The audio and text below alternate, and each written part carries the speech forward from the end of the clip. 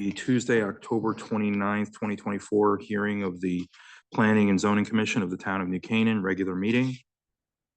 We have quite a loaded agenda tonight. We have some regular meeting items that we're going over, some public hearing items. I just wanted to make it clear as the night goes on, we have tried to allot a decent amount of time to each one of them. And what we're hoping to do is wrap up the meeting by 10 o'clock. Any of the applications that are not heard by 10 o'clock, we will have to push them into next month's meeting. So we're just trying to end the meeting times at a reasonable hour. And we will, depending on what the application is and what public input is required or asked of on certain applications, we will be putting a time limit on the public input. So first order is attendance. I'll go through the roll call here. Dan Radman here, Krista Nielsen. Here. John Kriz. Here. Chris Herring, not here yet. John Engel. Here. Paul Knag. Here. Alan Swerdlow. Here. Tom Benton. Here. Christina Larson. Here. And Eric Knowles. Here. Okay. We are, Chris Herring is not here. So we will, Christina, you'll be seated for this particular meeting since he's not in attendance.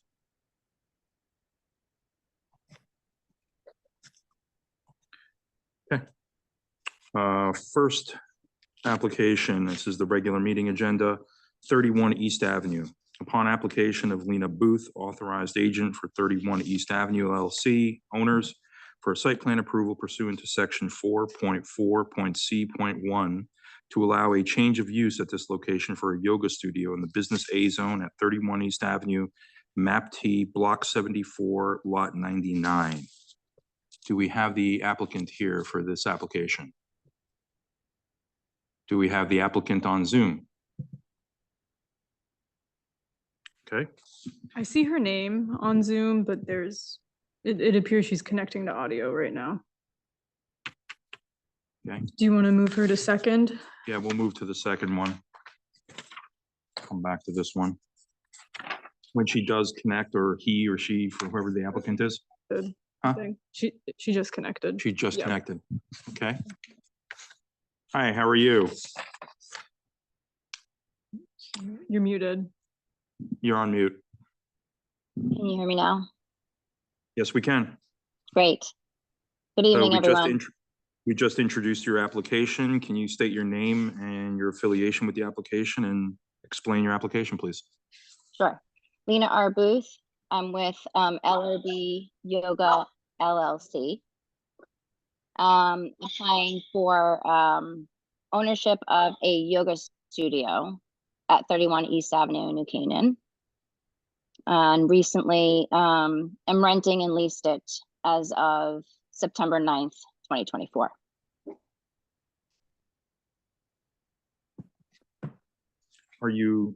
So you're in there right now operating? In there, yes. Okay. And Sarah, this particular change of use, this is allowable in this particular zone. It's just a matter of formalities. Yes, it's permitted as of right. It's just a change of use from a retail store to a yoga studio. Okay. Commissioners, any questions? Will there be any changes to the exterior of the building? Nope. And do you have signage going in for the yoga studio, or is it in? Right now, I just have a poster on the window, but I don't have any formal signage to the outside of the building yet. Okay, if you do, that will require a permit and you'll have to go through Sarah in the town for a signage permit. Okay, and the reason is? Because all signage that goes up in town needs a signage permit. Okay. And is that an application that I would do online, or do I go in person for that? Yeah, so it's all online, similar to how you applied for the site plan application. As long as you comply with the regulations, it's administratively approved by planning and zoning staff. Okay, great. Yeah, so I'll be looking to do that within the next month or two. Yeah, just make sure that you file for the application before any signage goes up, because we will make you take it down.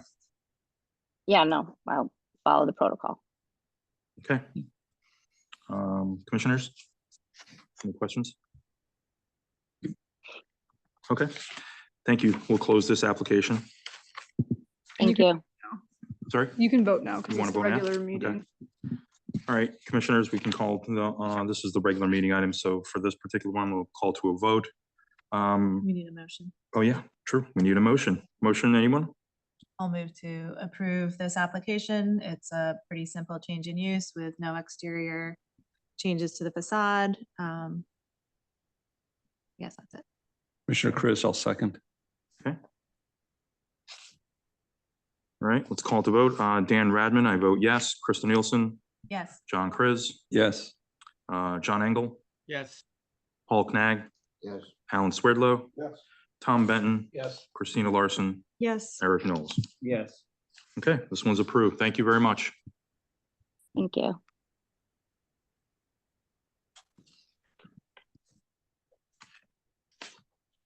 Uh, 102 Main Street. Upon application of Janet Lee Evans, authorized agent for NBJ LLC owners for site plan approval pursuant to section 4.2.c.7 to allow a change of use to a personal service establishment with a retail in the Retail A zone at 102 Main Street, map T, block 74, lot 91. Do we have the, hi, how are you? You- You can sit. Just press the, yeah, hold that down. Yep. And you're welcome to sit and just tell us your name and association with the application and then explain the application. My name is Janet Lee Evans, and I'm the owner of what's called the Little Brow Bar. Mhm. I rented the space at 102 Main Street on September the 1st. And I guess what we're looking to do is to be able to allow to operate my service in the existing dwelling. There will be no changes to the outside of the building. I just really pretty much have a poster sign in the window, probably put some sticker signs in the window eventually. It's fully decorated and pretty much all done. And since it's going to be a service establishment, the retail portion of it, the floor plan's not, site plan's not calling up for me, but do we have the a floor plan showing the 20% in the front end of the space? Yeah, so I can pull that up.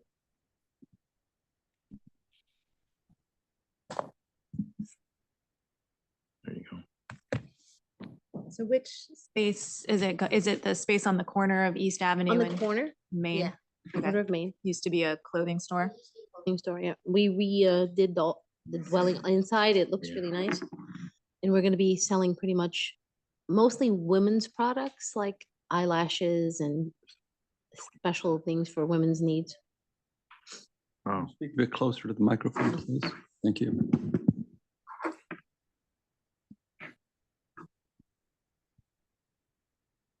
mhm. Okay.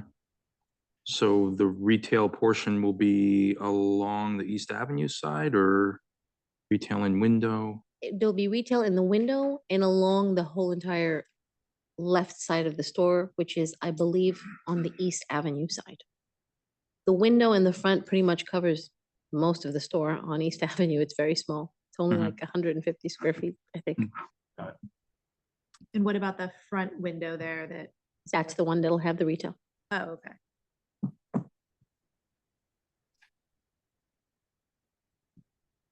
And are you making any other changes to the space on the interior? No, none. And same question as the previous applicant, signage, have you put any signage in? Or are you planning to put signage in? We don't plan to put any signage in at this moment. The space is so small. We have a poster in the window. It seems to be doing fine, so.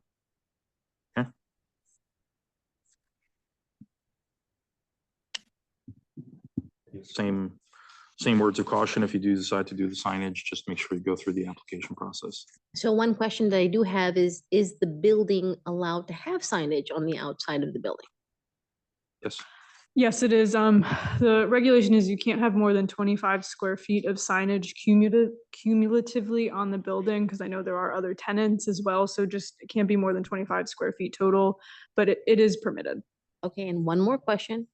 Am I allowed to put like because we had to close up, obviously, we opened like just and then we closed. Are we allowed to put like a banner on the building just for like a week to say grand opening or no? We'll get a I don't- permit for that. Banners on the building are not allowed, but you can put it in the window. You can hang something in the window, but you Yeah. can't have like a temporary banner Okay, great. on the front of the building. Perfect. That's all I need to know. Great. Thank you. Commissioners, any questions, any comments? No. Do I have a motion? Motion to approve. Do I hear a second? Second. Okay, any comments or conditions? That's a no. Okay, we'll call to vote then. Dan Radman, I vote yes. Krista Nielsen, Yes. John Chris, Yes. John Engel, Yes. Paul Knag, Alan Swerdlow, Yes. Tom Benton, Yes. Christina Larson, Eric Knowles. Yes. Great, you're approved. Thank you.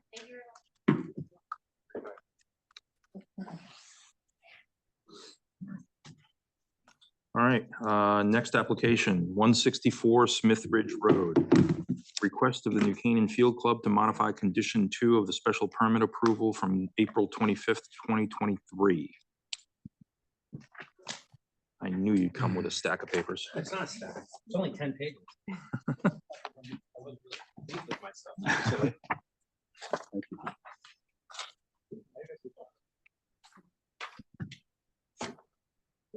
Can't hurry.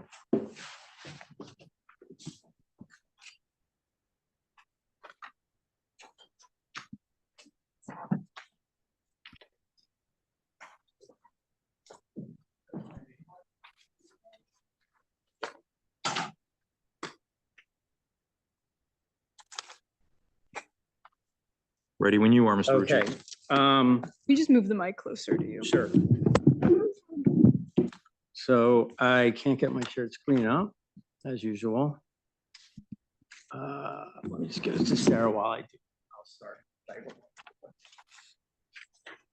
So this is for the field club at 164 Smith Ridge Road. You remember we came in about 2 years ago almost now to put in the pickleball courts and the extra paddle court. And in connection with doing that, there was a condition on the special, thank you. There was a condition on the special permit, number 2, that talks about 50% more trees being planted on the northern property line. And that's on the O'Sullivan line that's sort of up on the top of the hill that overlooks that right in here. It overlooks the house here. And then here's where your pickleball courts are. And we have some screening in there.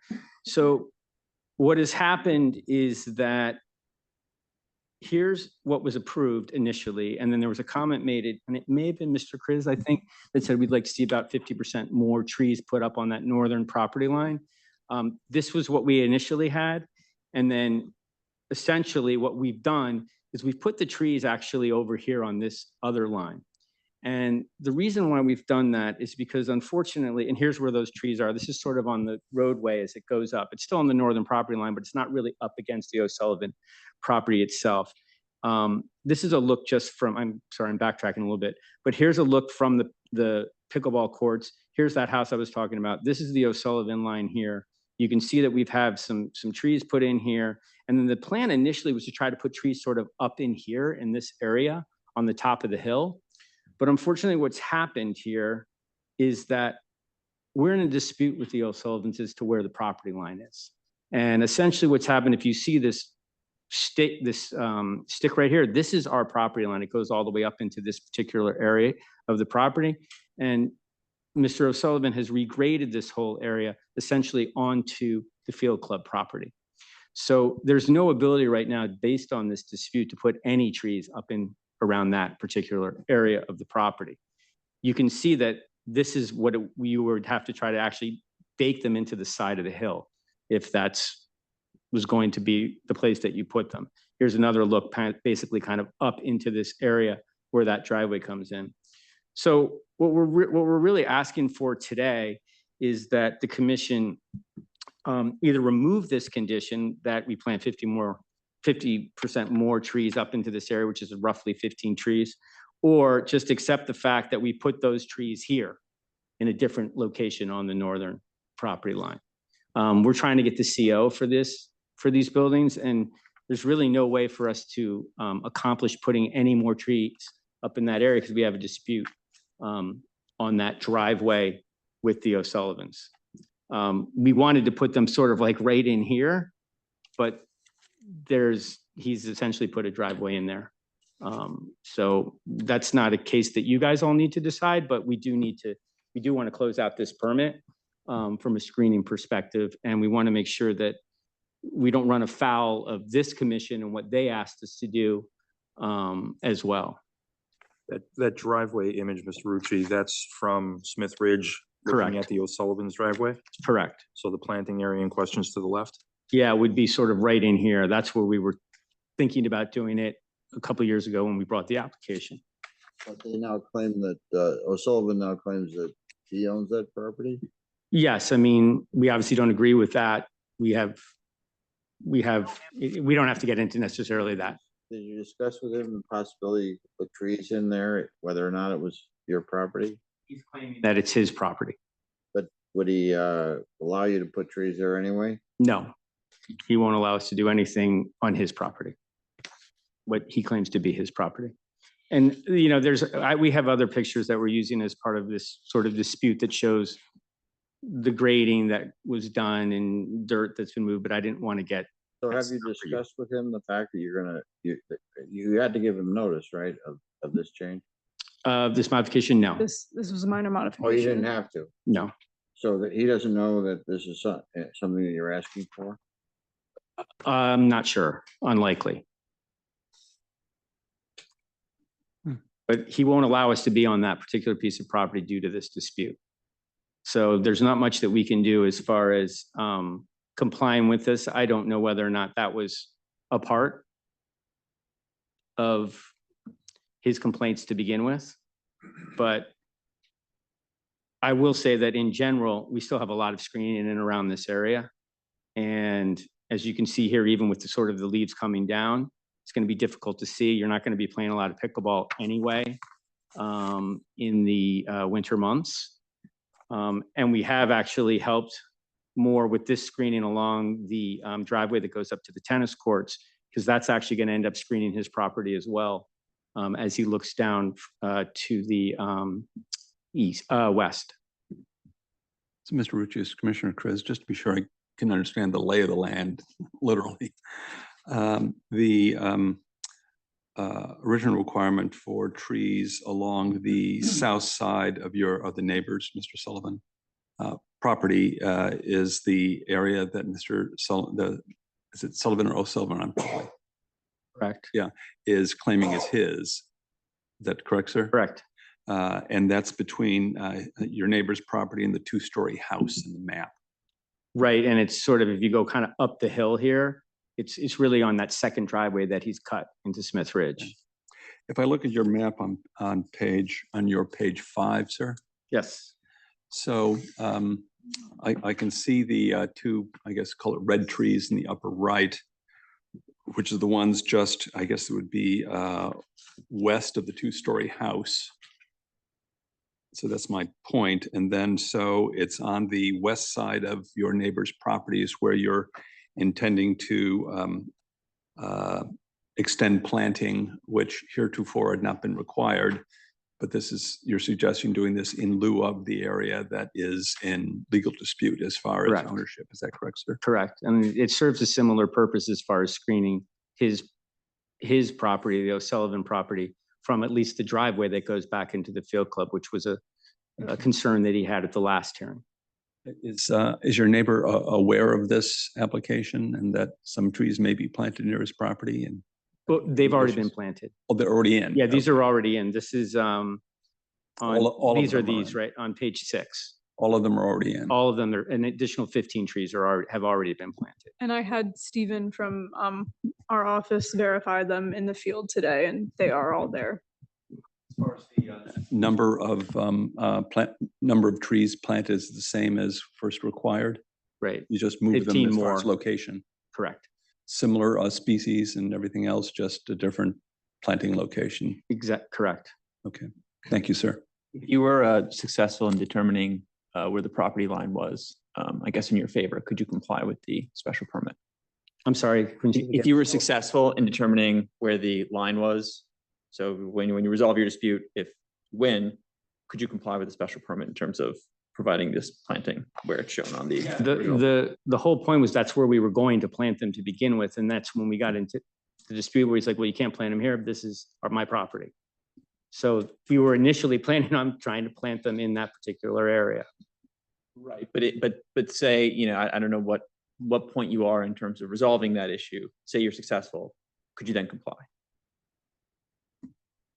I don't think that at that point, the club would want to comply anymore with it because they've already spent the money to go and put the 15 trees somewhere else. They've already spent that planting allowance. But just to be clear, those 15 that you're referring to, that was part of the original application. No, those are in addition to. Those are on page 3, SP 1.0 from West Stouts landscape plan. That's what's there today on P1. If you look at page 4, I'm There's sorry. 1, 2, 3, 4, 5 that were there today, and then there's the 15 that were proposed planting. No, all Along the that ones line. here were proposed. This is what we proposed to begin with. All the ones along the pickleball courts, the ones up here next to the building, some up here, and then these 5 in here. That's what was proposed at our first. 15 in there. Right, and that then were proposed. 15 more we've planted. Whoops. This is what was proposed, if you look at page 4. I'm looking at SP 1 from West Stouts office. And that is a brand new, that's today, what exists today. That was not what we submitted for the application in 2022. That's just what we ended up today. So that was our planning plan that we're essentially submitting to say we've met the condition. So That's right, Mike? So why would you be showing if that's a new plan, why would you be showing both clusters of new plantings if you're proposing to eliminate one? Just make sure the mic's on. Just introduce yourself. Hi, I'm sorry to interrupt. I'm the VP of Operations for the New Canaan Field Club. I sit on the executive committee and the board there. Just state your name, sorry. Mike Inarato. Thank you. Yes. Can I get your mouse? Because I think it's important that we point out a couple of things. So I think one of the questions here was, or some over here, I'm sorry, was this area right here. This is the area that we're asking to have. We planted all these trees. We planted all these trees. We planted all these trees. Sarah and the team were out to observe those plantings, and you've verified that those have all been done.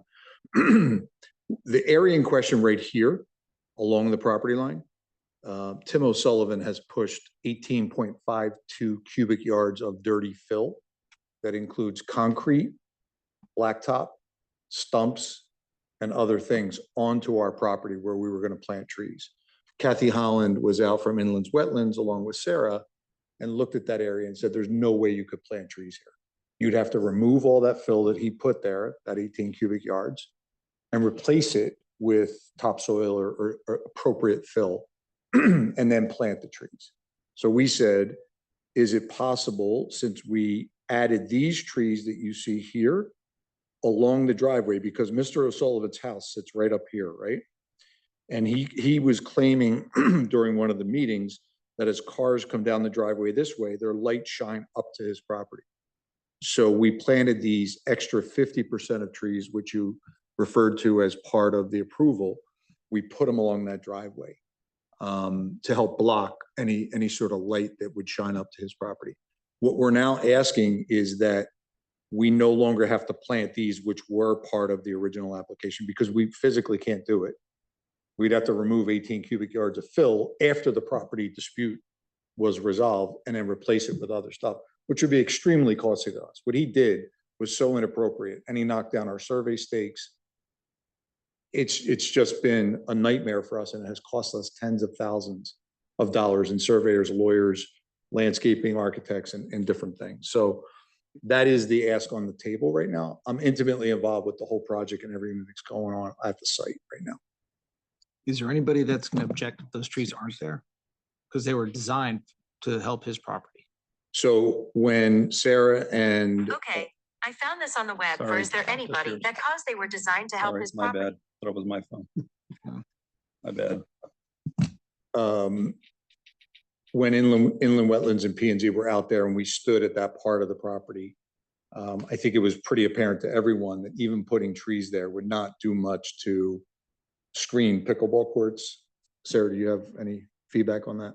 Yeah, so I mean, as Mr. Inarato had mentioned, we did go out to the site and just based on the grade of where the O'Sullivan property sits compared to the grade of where the pickleballs just naturally sit.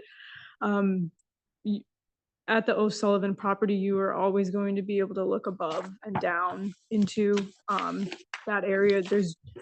You would need like 40-foot tall trees to block it out. So that's where we're at with that. The trees were just designed to support his interest. And so you can't put the trees in because that area has been disturbed is the only issue. So there's no one else that's impacted other than himself. Correct. And he was the one who disturbed it. Okay, and is he aware that if the property dispute does not get resolved, there's no trees there? I don't know. Unfortunately, Hasn't been a conversation. he has been very difficult to communicate with. This is Commissioner Chris again, just to be sure I understand the situation, the status quo ante versus where it is now, just so I can follow it. So the area, disputed area between Mr. O'Sullivan's house and the two-story house. Were there any, especially the trees that were intended to be placed very close to his property line, were any trees there beforehand, before this whole application started? There are. So from this picture, where is it?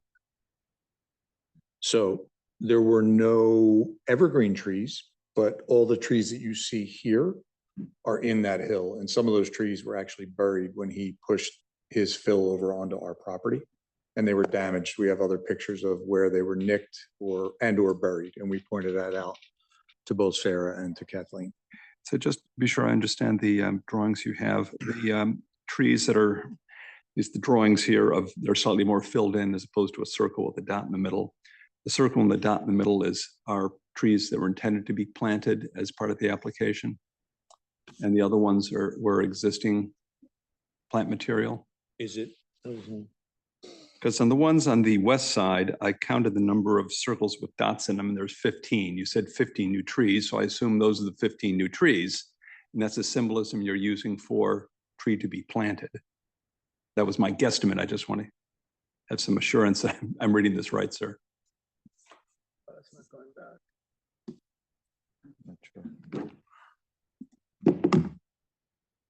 This So is is, there a page number we could yeah, refer to? here. Sorry. Page 3. This page right here. Do the ones that you planted, the circle with the dot where a tree was to go, there are 15 of those along that driveway line. So I assume those are the 15 to which you're referring. Okay, so there's two driveways. One belongs to the field club, one belongs to Mr. O'Sullivan. Yep. You're referring to the ones The down west, to the west. Yeah, here? those. Yeah, this is our driveway. Yeah. And we planted 15 trees there to block lights from shining up at his house as they come down our driveway. Okay. And some trees were already in existence in the early intended planting area. Your ability, some of which you're claiming have been damaged perhaps by this transfer of soil. But you're saying that the given the physical condition of the land now, your ability to plant any material successfully is impaired.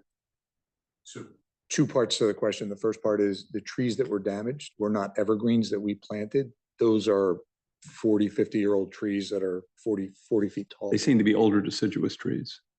Correct. Correct, yes. And then we were going to plant evergreens along a row within all of those, oaks and spruces, or not spruces, but elms and things like that. We cannot plant those, to answer the second part of your question, because of what he did pushing that into that area with blacktop concrete, stumps, all kinds of stuff. Got it. Thank you. I guess my question is, you have a surveyor on board to document where your property line is. I'm guessing they went out and staked the property line? He knocked down the stakes that. He the knocked surveyor down the put in. stakes. And then we restaked them, And knocked them then down again.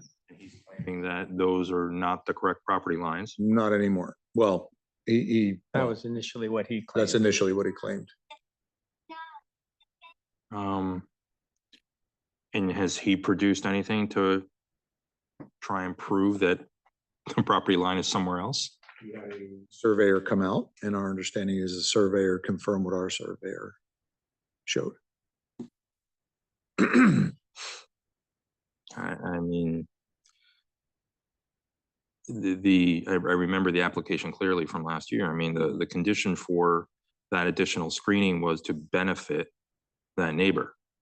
And if it's, I mean, if he's proving to be so difficult in allowing you to do what was promised, I'm not sure what else you can do. Well, that's why we're here, because we don't want to run afoul of this particular, because we know, we agree that is what we were trying to do. But we also want to get a CO and we want to be done with this, and we can't do anything because I mean, Sarah can't even sign off on it really without this condition being resolved one way or the other. It either has to be eliminated from this particular, it has to be modified from the special permit and eliminated, or the other trees that we bought over here would be something that is accepted by this commission as that satisfying that condition. So just so I'm clear, you were required to put in 5 trees on the subject kind of property line that now you can't, but instead you put in 15? Correct. It was more than 5. I think there are 10 there. There's 2 different species, Oh, sorry, yes. and there's a total of 10. Okay, so you were required to put in 10, but you ended up putting 15 somewhere else. So, no, so they proposed putting in 10. It was conditioned that they put in 15, and then they put in 15 in a different location. Okay. Okay.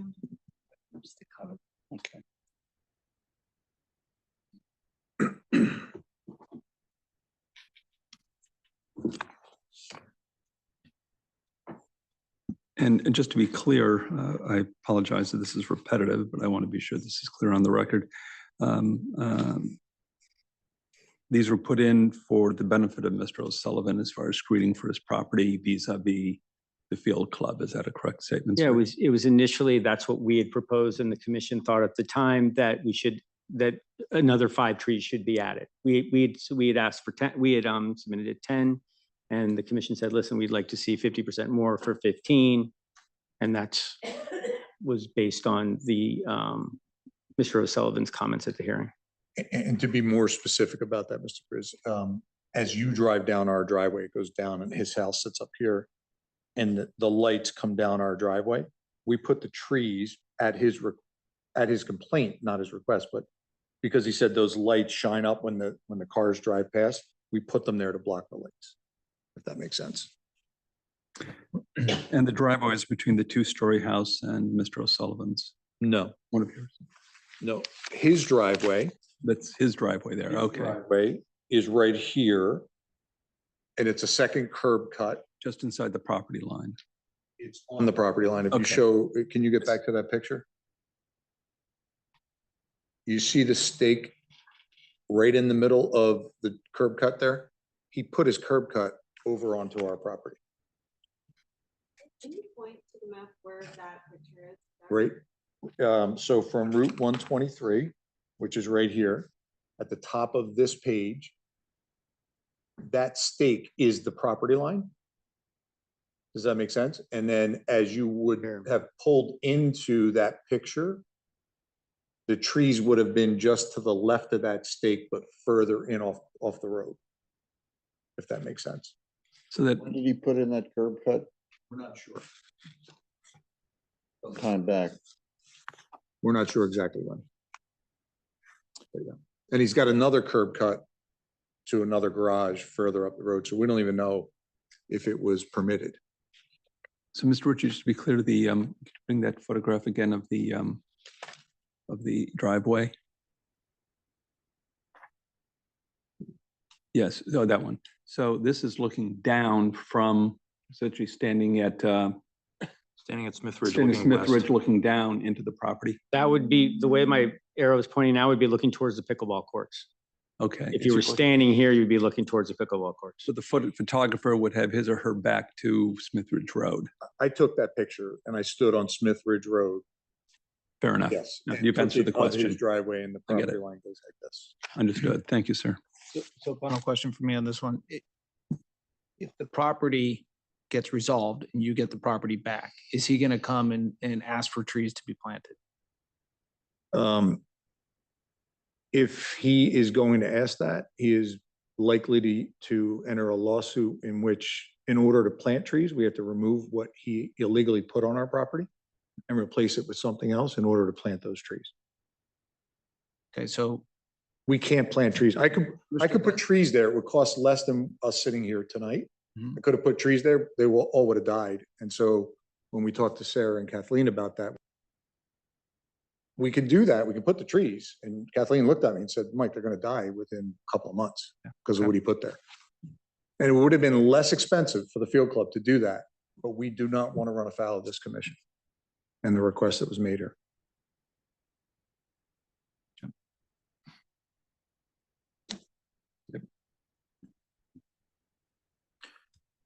Anything further, commissioners?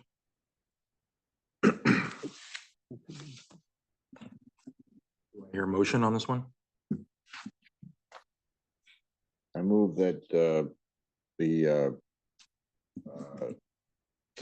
condition to the extent the condition 2 of the special permit to the extent it required planting of additional trees be eliminated. The additional trees along the south property line of the So neighbor's property? I recommend that it's just that the plantings provided by the field club satisfy condition 2, not that you're removing a condition, just that it's Installed. or satisfy the condition. Okay, I'll amend my motion accordingly. And the reason is, for the reasons stated by the applicant here, that the original condition can no longer be fulfilled. Do I have a second? Commissioner Chris, I'll second. Call to vote. Dan Radman, I vote yes. Krista Nielsen, Yes. John Chris, Yes. John Engel, yes.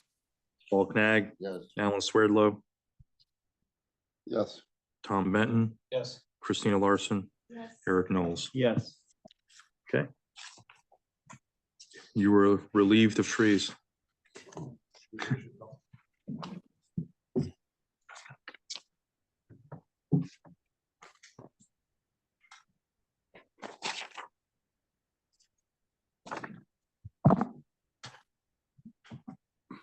Okay, next one, we have 28 Grove Street. This is an 824 referral for the demolition of the vacant single-family dwelling located at 28 Grove Street. If commission members, if you remember last year, we approved the acquisition of that property. It's on Grove, directly opposite the Weed and Doria driveway entrance. And it's basically the connector between Grove and the lumberyard parking lot. And the town proactively purchased that in plans that whatever we may do in the future with the lumberyard lot, that would help to expand the options of access and egress into the site. So do we have anyone from the town representing on Zoom? I'm here. Yep. Hi, who is that? Tiger Man, Director of Public Works. Your picture is super small on the screen. Sure. Sharing screen. It's okay. I'm sure. Mr. Mann, go ahead. All right. Well, thank you very much. Tiger Man, Director of Public Works. You kind of stole most of my thunder, but we'll roll through. So we are here for an 824 review for the demolition of the house and shed at 28 Grove Street. And as for the statute, no municipal agency or legislative body shall abandon any municipally owned property or public building until the proposal to take such action has been referred to the commission for a report. As you mentioned, it's 28 Grove Street. In the memo that I wrote for the 824 back on January 6th of 2023 for the purchase of 28 Grove, the parcel was purchased as a strategic parcel given its adjacency to the lumberyard lot and Grove Street. Specifically, the lot allows for access off of Grove Street to the lower portion of the lumberyard lot. When researching any concepts over the years for most any development of the lumberyard lot, another means of egress and ingress was always paramount. You can see here that it is a very strategic parcel, given the topography of both as Grove Street heads downhill as well as the lumberyard lot. And the demolition itself is not inconsistent with the PLCD for basically the same reasons that we had prior. Section 4 under the Nurture Downtown section, it had a rationalized parking. So expanding parking, New Canaan should seek opportunities to expand parking in the downtown area. And then specifically at the train station, we should be expanding parking at the train station. Could also help New Canaan accomplish other objectives. And then also with that was providing spaces in a garage at the train station. Should we want to go forward with that possibility, might present an opportunity to incorporate parking currently provided in the state of Connecticut lots. And then also we had in section 5, enhanced livability, provide for a diverse housing portfolio. Should we, want to proceed something of that nature? Higher density multifamily development is already permitted, and we could look to, in this area, build something on top of that lot, should we want to go forward. But at present, the current plan is in essence just to remove the house and the foundation and regrade to make the parcel safe. Once we remove the foundation, there'll be a slight depression in the ground, but in essence, just make the area safe itself. Regardless of what plan we go forward with, the house it is in disrepair. It's quite old. It's not ADA compliant. It's got some lead issues. It's got some other abatement issues, and we don't want it to be an attractive nuisance. So the best thing we can do is take it down. We've already disconnected the water. We've shut off the electricity, so we're not paying for anything there. And we feel that it's in our best interest to just take the building down. And the town bodies budgeted for its removal. At present, we don't have a plan developed or a budget itself to create any access from Grove Street through the parcel to the lumberyard lot, but there is consideration to create some limited parking utilizing the driveway and the former house footprint. And then if we went any further beyond that scope and or any other changes to the lot, Sarah's instructed us that we would need to come back to the commission with a site plan for approval of that. But at present, we're just looking for 824, positive 824 revision of the building itself, and to basically make the parcel safe. And the limited parking that you're describing, what would that be used for? Who would be using? Quite possibly for some adjacent businesses. I know that there are several businesses in the area that are looking for additional parking. And that at present is a thought. So the town would provide free parking or lease them spaces, or what's it would likely be a lease. That's for the town fathers to determine, but at present the consideration is to be a lease or an in-kind work. If there's work to be done at the lot, there would be in-kind. There could possibly be in-kind work provided by the person who wanted to lease the spaces, and then based upon what the market value would be or the market rate would be for parking, then we would come up with a determination as to how much time that work would allow, how much time that would buy. And with the demolition of the house, would there be any changes to the curb cut off of Grove Street or the retaining wall along the sidewalk? Not at present. No, we're planning to maintain that existing curb cut. That would be to allow for if there was parking in that area, and then to keep the wall as it is. We're also looking to try to maintain the 2 trees that are here at present. So the evergreen to the right, and we're gonna have our tree warden evaluate the tree to the left, the deciduous tree to the left. We're gonna take a look at that as well, but we're trying to save those as well. We're trying to, during the demolition, just basically knock the house down and the shed down, remove the foundation, and then regrade the area. There might be a little bit of root damage to the tree on the left, but that's why we want our tree warden to analyze it. But the goal is to try to keep those trees until the lot is further developed. Gotcha. Anything further, Mr. Mann? No, I'm good. Thank you. Commissioners, any questions for Mr. Mann? This is Krista. Why would we not just make this the ingress egress to the parking lot? Now, if you're going to take the structure down, why wouldn't we make this a useful parcel of land for the town at this point in time? Well, there hasn't been a definitive need inside the lumberyard lot at present, nor do we have the budget for it. There is some grading, a good amount of grading that would need to happen. There's a retaining wall on the back end of the property that would have to be removed, and some grading would have to be utilized through it. Again, we're still developing plans or ideas as to what to do with the building, or with the lot, I should say. The building we just want to take down, and then we can then go back to the town fathers with some additional information and some additional ideas.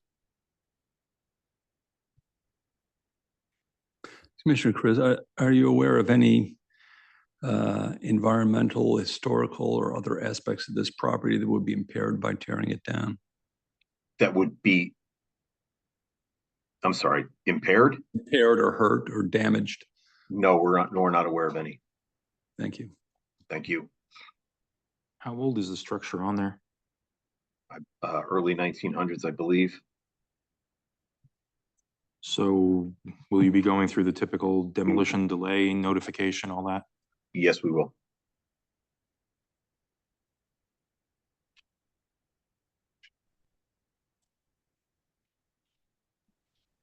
This is Okay.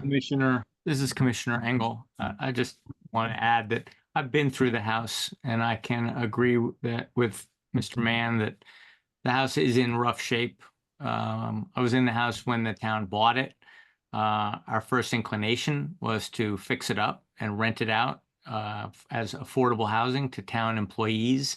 But we found that when we purchased it, it was already in pretty rough shape and too far gone to really bring up to modern code.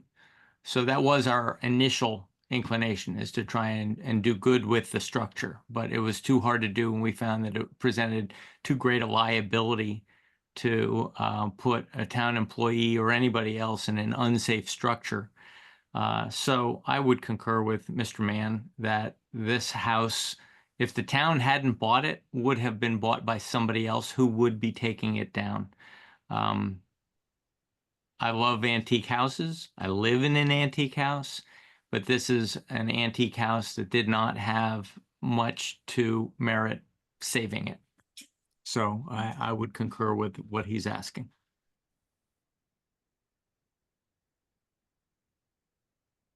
Okay, thank you, Mr. Engel. Commissioners, anything further?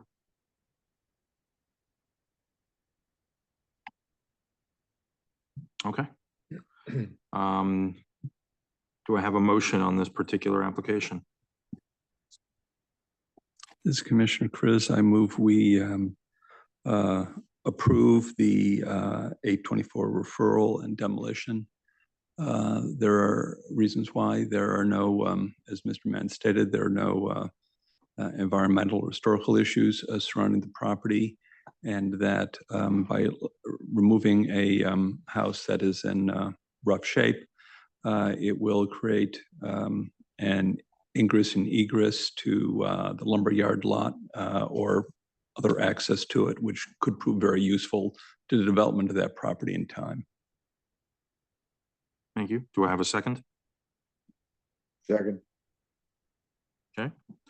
I call to vote Dan Radman. I vote yes. Krista Nielsen, Yes. John Chris, Yes. John Engel, Yes. Paul Knag, Yes. Alan Swerdlow, Yes. Tom Benton, Yes. Christina Larson, Yes. and Eric Knowles. Yes. Thank you, Mr. Mann. Unanimous approval. Thank you very much. Thank you.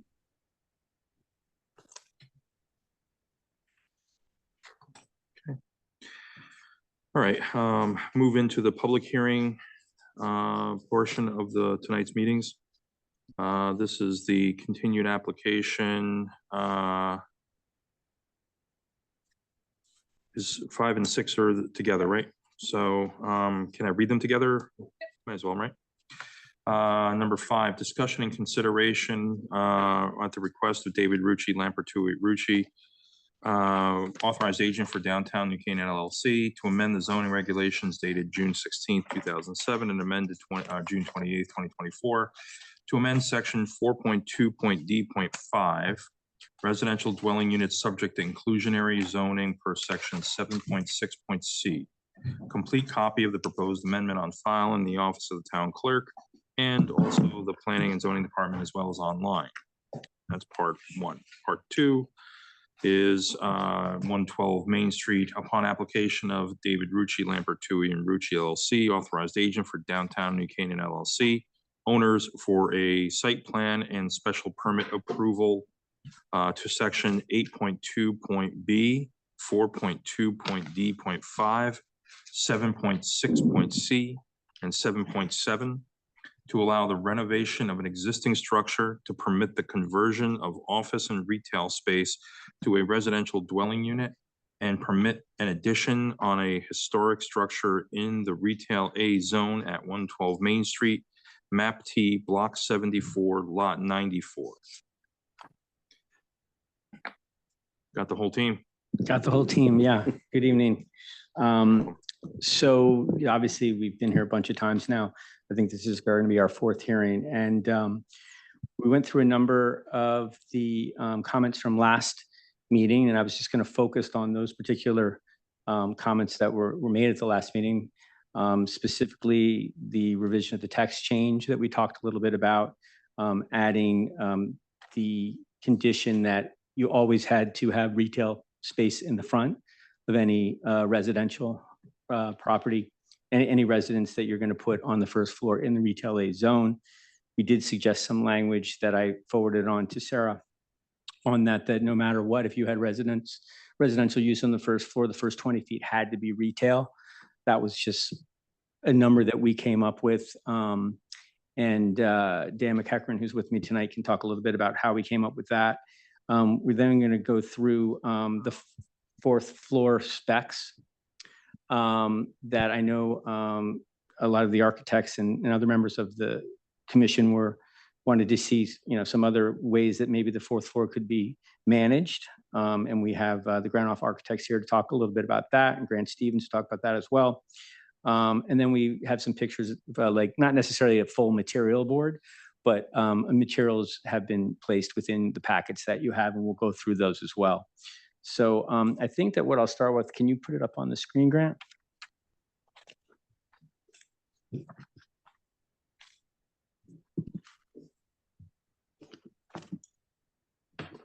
So what we handed out today, just sort of went through that. Some of the things that we're also going to suggest were comments made from the commission last time as far as the parking goes and the site plan goes, and how we were going to have a right turn only coming out of that parking lot in the back.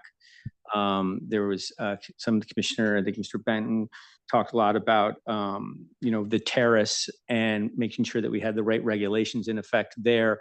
And we're going to have something within all our leases that any sort of materials or any sort of furniture has to all be approved by the landlord before it gets put out. So we'll have a more vibrant use as far as that's going to go, is what you can put up, what you can't put up. There'll obviously be, it has to be heavier, et cetera.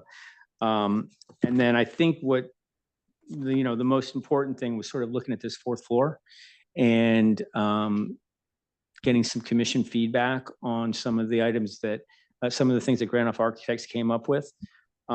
So I think maybe the thing to start off with is, if we moving through this agenda, I think I'd like to come back to the, I want to come back to the text change, and I want to let Grant speak to Grant Stevens about this 4th floor And I think that was really where we had a lot more comments. And I know Mr. Schwerdlow was interested in, seeing some other ways to look at that. So if you want to start with that, Grant, and I'll just let you guys kind of go over there. Thank you. Appreciate the opportunity to come back. Grant Stevens with Volterra Properties. We appreciate the opportunity to come back and respond to some of the feedback that we had on the architectural element on the 4th floor. We know there was some back and forth between whether we make that 4th floor look and feel like an extension of the brick structure below, or make it look more like a separate element, more of a, what we would consider a lighter element, set back from the walls, the party walls of the building on the, especially the north and the south walls. So what our architect did really was looking at this floor plan on the 4th floor is to set back the, just look and see where we are.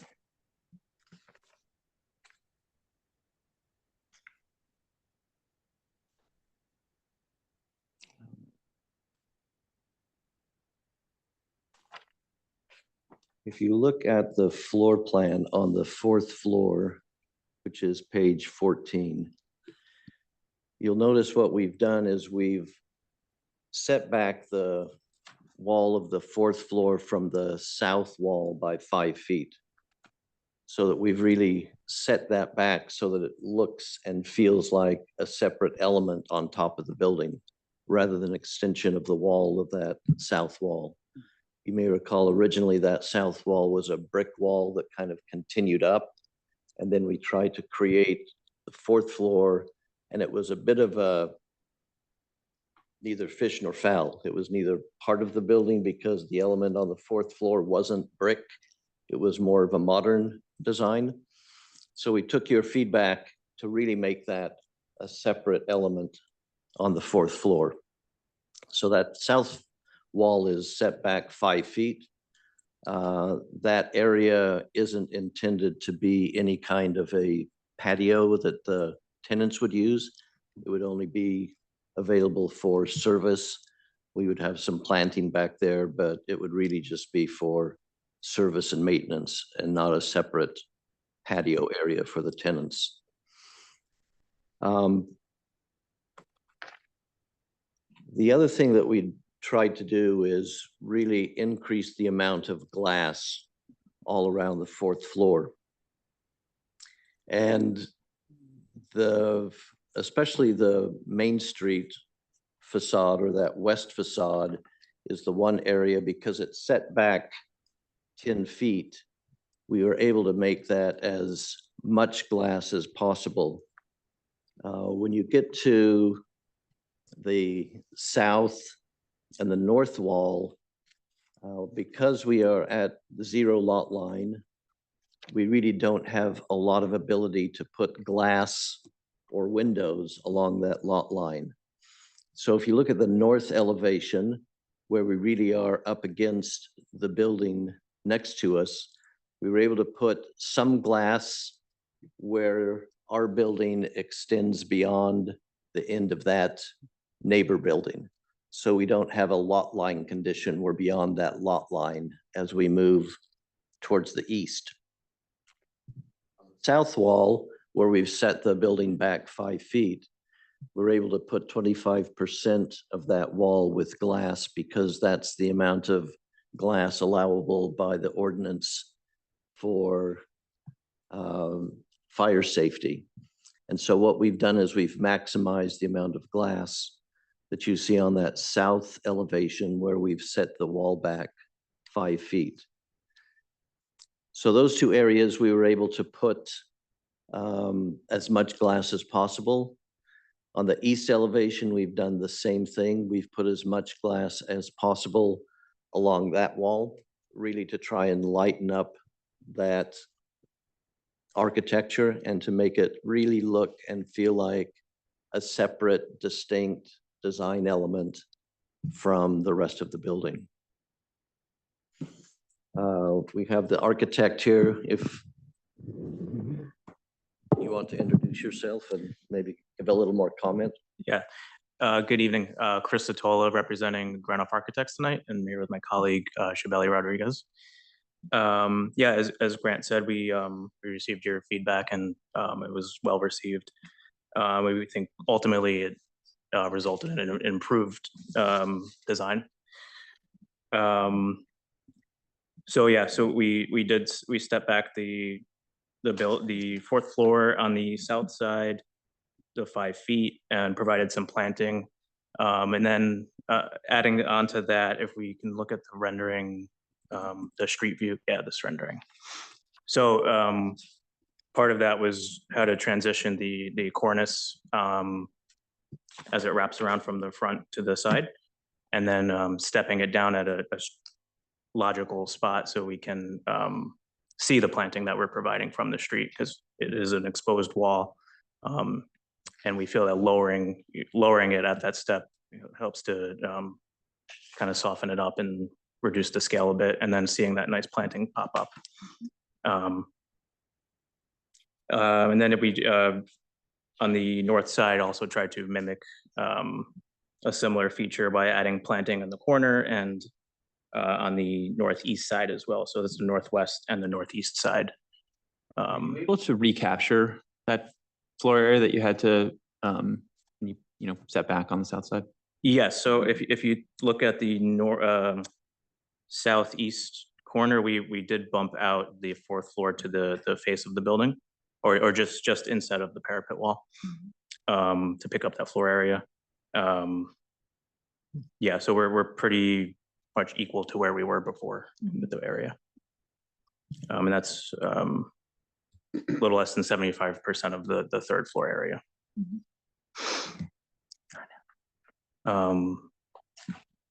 Keep going through. It's Commissioner Chris, if I understand you correctly, it's only the west and east elevations are going to be usable as a patio or a terrace.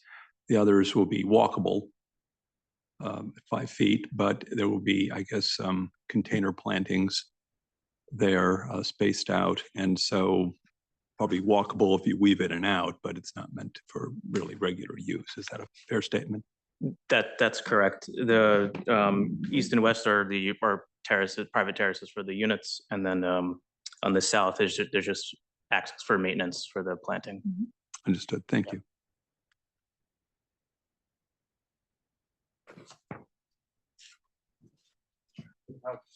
How far are the fourth floor west facade, how far back from the main facade is that pulled in? 10 feet. It's 10 feet. It's 10 feet?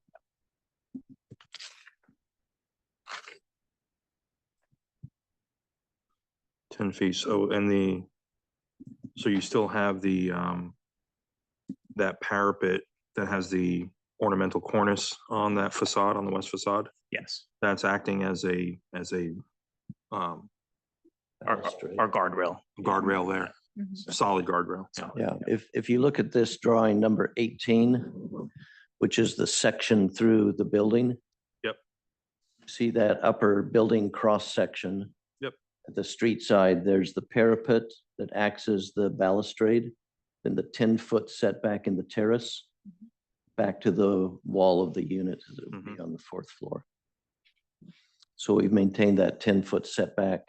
And with that cornice element acting as the balustrade, you really, from the street, looking dead on to the facade of the main street, you really see very little of that fourth floor looking straight on. So, Commissioner Spurlow here, that balustrade, you have a number on it. I'm just too old to read that number. 4'6". Is that 4'6"? 4'6". I was reading it as 2'6". I'm glad you clarified that. So 4'6" then would not need any additional railing. Correct. Because it's by code. Right. Okay. So my did you take a look at some of the renderings we sent you? Yeah, we did. Did you? Yes. I guess you didn't play around with the more radical renderings. We explored a few different options. Yeah, this is just kind of where we landed after going through the process. This is, I think we have to say this is a lot better for both us and for you. Yeah. It's a much better use of space and a better look for the building. My only question here is, how did you decide on the material for the fourth floor and the color of that material? Right. So we're going through exploring. Maybe we do brick. Maybe we do a metal or other materials. But we decided on the more of a residential kind of feel with the hardy board, and kind of keeping it a lighter tone to help it fade away a bit. And Is this a cost issue or an aesthetic issue or both? aesthetic, yeah, aesthetic and durability. Because if you take a look at page 22 of your presentation here, which is a really nice rendering of both the lower building and the fourth floor, it almost appears as if the fourth floor is a reddish material or a brick material from this rendering. I think that's the plants. I know, but I like that. And then I'm looking here and it's beige. I was thinking, what did I miss here? It's beige or is it red? But it's actually the plants. Did you explore the potential of doing that fourth floor in the same material or at least the same color? Yes, we did, and we did feel like it was.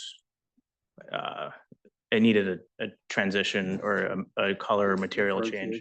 Yeah, yeah, it was kind of just too much of the same thing, I think, going up with the same material, with the same red brick, yeah.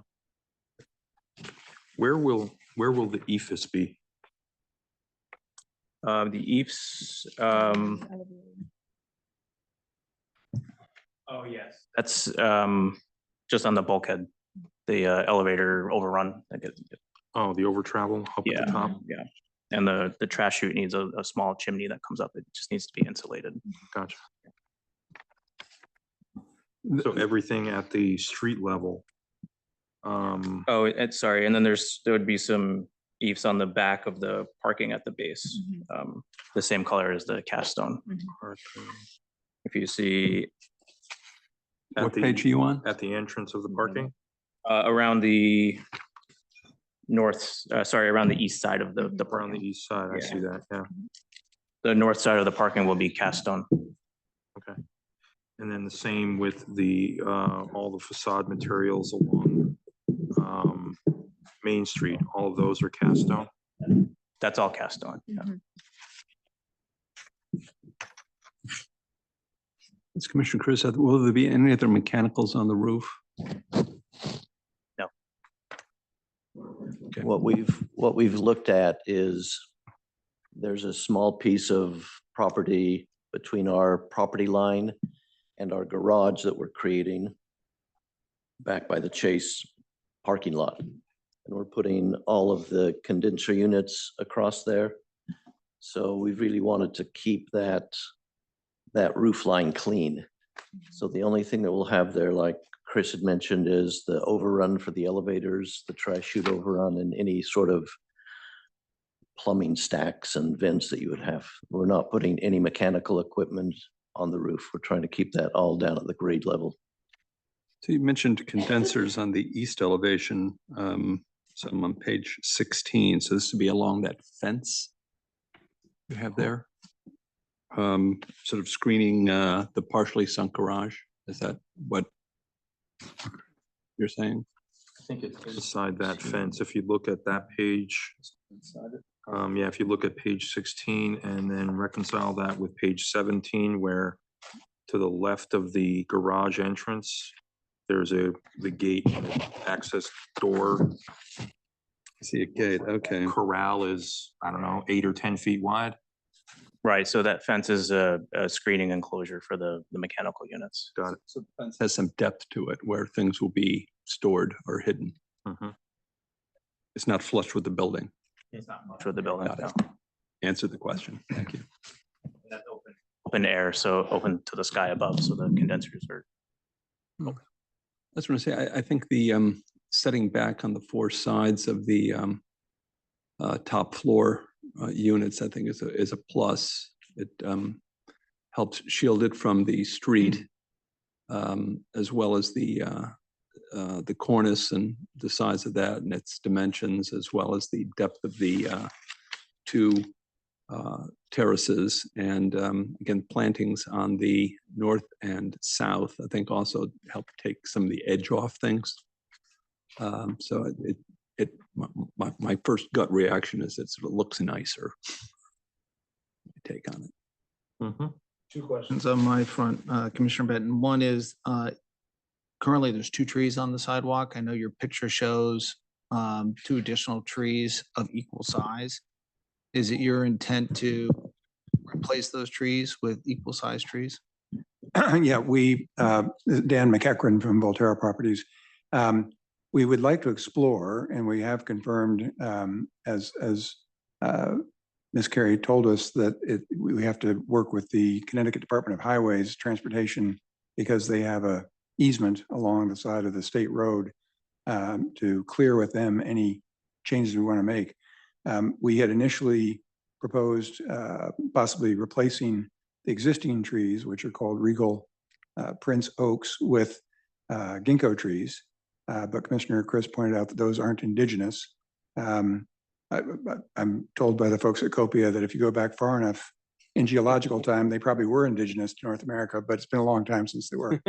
But we have explored a couple of other indigenous species, sweet gum, and a attractive tree called green pillar oak, both of which are kind of tall, really almost architectural in being fairly vertical trees, but not a lot of branch spread. But our assumption is that what we would do as we're working on the project would be to work with the state and keep the town closely informed, make sure the town concurred with anything we wanted to do. It would be our hope to take the existing two trees in front of the building down during construction and then plant really quite large replacement trees when we're finished. Second question, would you be amenable to including your HOA that the side 5 feet that you have on the south side cannot be used for storage? Absolutely. Absolutely. Yeah, me on the fourth floor. Yep. Yeah, And can absolutely. you also- Absolutely. Would you also be amenable to the HOA ensuring that you can't see any umbrellas or patio furniture from the street?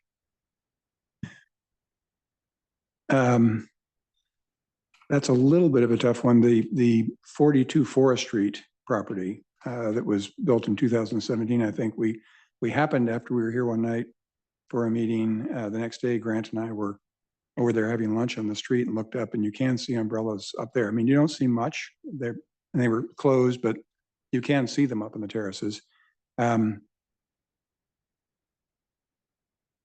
That said, I think the umbrellas certainly could be a concern if there were big gusts of wind, if you had an umbrella up there, unless it was very well anchored. So I don't think I'd have a problem with stipulating that umbrellas aren't permitted. Well, with a 4.5 foot high parapet, I don't think furniture is going to be a concern. You're not going to see the furniture, no. But the umbrellas would be. Umbrellas would be. Yeah. Yeah, they could be. And even with the furniture with the parapet, in case of a real severe storm or something, you don't want very heavy furniture, so there's no risk of getting lifted up and coming over the top. Commissioner Chris, again, I noticed one. Just one of the things that we had looked at that we were proposing was that the language in the tenant rules would say that furniture and loose items on the 4th floor terraces are subject to landlord approval. If you want us to be specific about umbrellas, I think we could do that because that is a kind of a wind hazard if you have something that could get caught and just blown away. But we want to make sure that there's no safety hazard up there with kind of loose pieces of furniture or things that could come off that patio area. Mm-hmm. So we've made it a little bit broad that we have the approval rights for what goes up there. If you want to have a specific umbrella language in that, I think we could add that to it. Thank you. Would you consider putting permanent furniture up there, like a teak, built in, nailed to the ground kind of surround? Like a bench, if you will, or a table that's part of the permanent fixture? I think what we'd like to do is leave that up to the tenants who are leasing that to kind of put the sort of furniture that they would like to have, whether it's an outdoor seating area or dining area or something they'd have. We just don't want it. We want that furniture to be heavy enough that it's not going to have any sort of lift off. And can you tell me about your lighting plan on the patio? Will there be lighting in that added planting areas? Will those be illuminated from the ground up, or will there be no illumination? We had a lighting plan at our first application meeting, and we could look at that again if you would like to. Let me see if I can pull that up. A key element of the design, obviously, is to have it all be down lighting. We wouldn't want any up lighting for night sky pollution, light pollution. On the fourth floor? Yeah.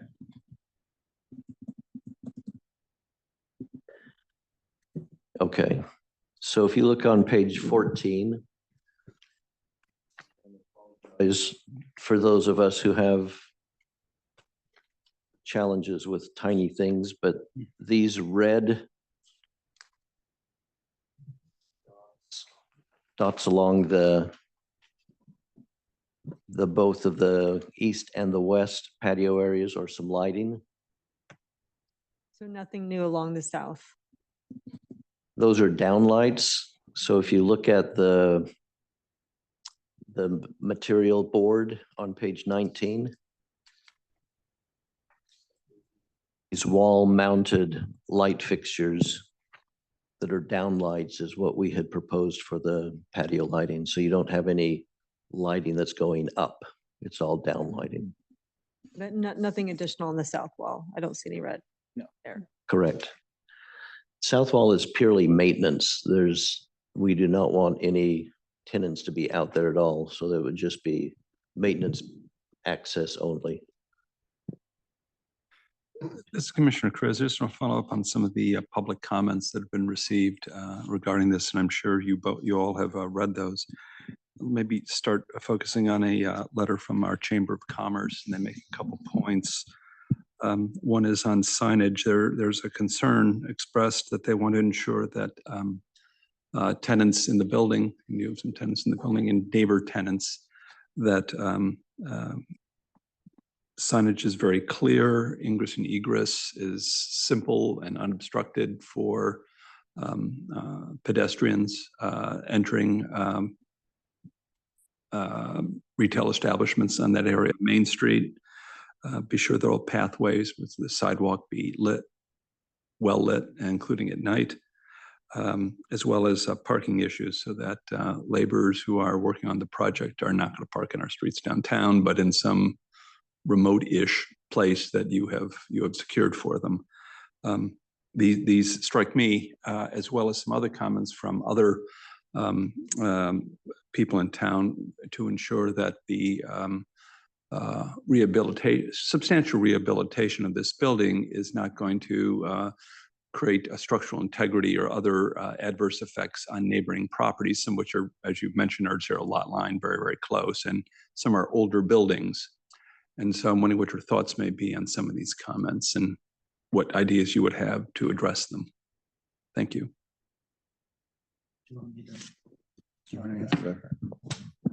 I can talk about the construction issues. We really want to have that overhead protection for the pedestrian, something that is lit, something that is user-friendly so that you know that you can walk through there without any sort of issue. We've looked at some of the designs that Manhattan uses for their overhead protection, which is a little more architectural than just the standard scaffolding that you would see. Mm-hmm. We understand that this is going to be an inconvenience while it's under construction. There's no getting around that. But we want to be very sensitive to the fact that people will be moving through there, and we need to make it as accessible and safe and user-friendly as we can. And our commitment is to having safe access lit and like you said, at night where it would be lit and have that as a more of an architectural element rather than just a construction scaffold is our intent. Do you have a GC on board yet? Doing pre-construction? We have a general contractor that has been helping us with pre-construction. We have not selected a general contractor yet. So at this point, is there any type of a site logistics plan or a staging plan that might be phased so we can understand how you're going to be accessing the building? You know, it's clear that there'll be scaffolding along Main Street and possibly along the backside, but there's obviously parking and street access and sidewalk access that are going to be affected, and how to work around that.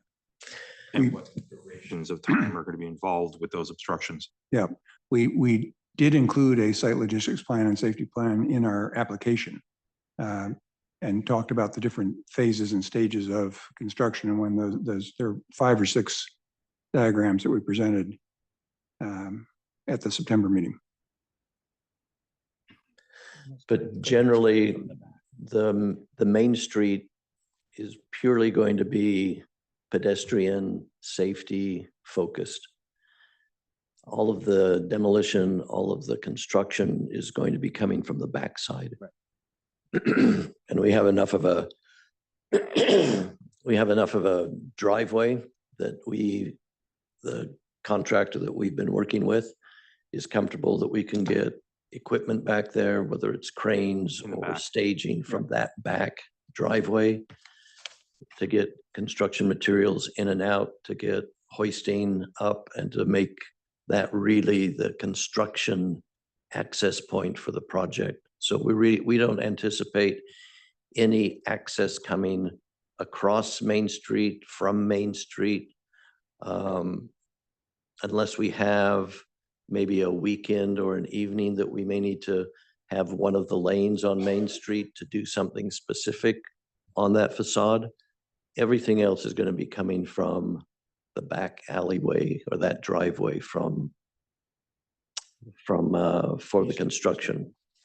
That logistics plan from the September package shows a lift location right in front of where the garage entrance would be. Isn't that going to conflict with access to the lower level in the garage for construction? The lift access in that driveway. Right. Correct. That lift access is going to be a temporary. We're not going to have a tower crane necessarily that's a permanent. That's going to be a mobile crane because we're not going to need it for the entire project. I see. So it's just a staging area for a lull or something. Exactly. To lift materials. You're Exactly. not putting a tower lift in. We're not putting a permanent tower crane in. Okay. This is Commissioner Cruz again, regarding the parking management, since I assume there'll be quite a few trades on site. I assume many of them will be driving in. What are your plans as far as finding places for them to park reasonably close to the site? Quite honestly, it's not something we've yet given thought to. It'd be helpful to us, I think, to explore with the experiences at the library or at the community center that the church is constructing, just to see how some other big projects that are here in downtown are handled, even the police station, because it must be similar sorts of issues, I would think, with the workers coming to those projects. So we'll be happy to explore it, and if we can find a suitable place where they can park and run little vans back and forth or something, we'll figure out a way to get them in and out. Will any of the street parking be sacrificed during construction? There is street parking run for the building now. I think you lose those spaces. Don't think there should be a reason to now. Not along Main Street. How would the applicant be thinking about potential effects on neighboring buildings, structural issues perhaps with neighboring buildings, which could occur during construction? How are you trying to dimension this and plan for it? Yeah. What we've done in the past on projects is a few things. Number one, we would want to go in with the neighboring owners and take photographs and videos of the existing condition of those basement walls. so that we've set a benchmark of what the condition is of those walls before we ever start construction. We would also have a third-party inspector that would be on site, that would look at the contractor's work, how they're doing that. The structural engineer that we have, which is Kevin Archer, is familiar with existing buildings, underpinning foundations, how you can dig and excavate a foundation and still underpin it so that there's no movement in that. And you have to do that kind of in stages. So that you do a little bit, then a little bit, and then you fill that in. But there's a real process of underpinning a foundation so that you don't have movement and so that you don't have problems with existing buildings. So having a good structural architect, having a good subcontractor that knows what they're doing, having a third-party inspection agency that would be there to make sure that contractors are following what plans and specifications require is how we would approach that. Understood. Maybe just two final points on some of the issues I brought up regarding signage and pathways and what to do with the sidewalk. It would be helpful for me if I could get a sort of a visual sense of what you would intend to put there, since it's this planned development is sort of smack dab in the middle of our downtown, which is very dear to the hearts of many people in town. And as you no doubt already determined, it's a very pedestrian-friendly downtown, which is probably why you want to build there. And we sort of want to maintain that. At least I would want to maintain that during construction, and to be easier for me to sort of envision, what it would look like as far as maybe scaffolding and so forth there. So I get a sense of it's meeting the criteria that you have just suggested are criteria you want to have in place for the construction. I've mentioned that. Also, I don't want to speak for the commission, but I think there might be a sense of wanting some condition on parking, that the applicant would find adequate parking for trades, and drop off, probably not in Main Street, but somewhere in the back would be appropriate. So just putting that thought out there. Thank you.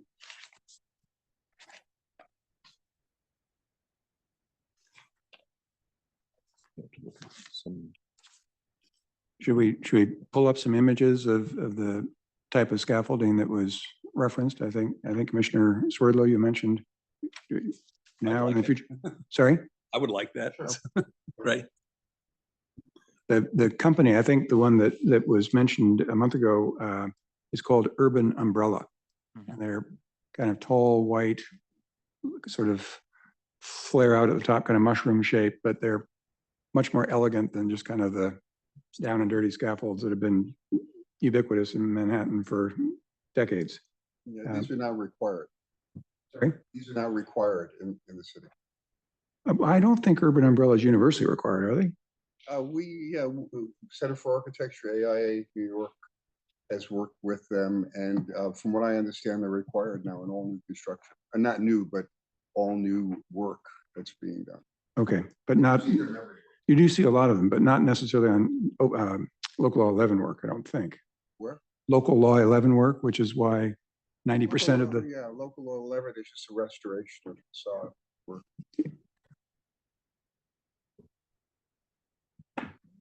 Okay.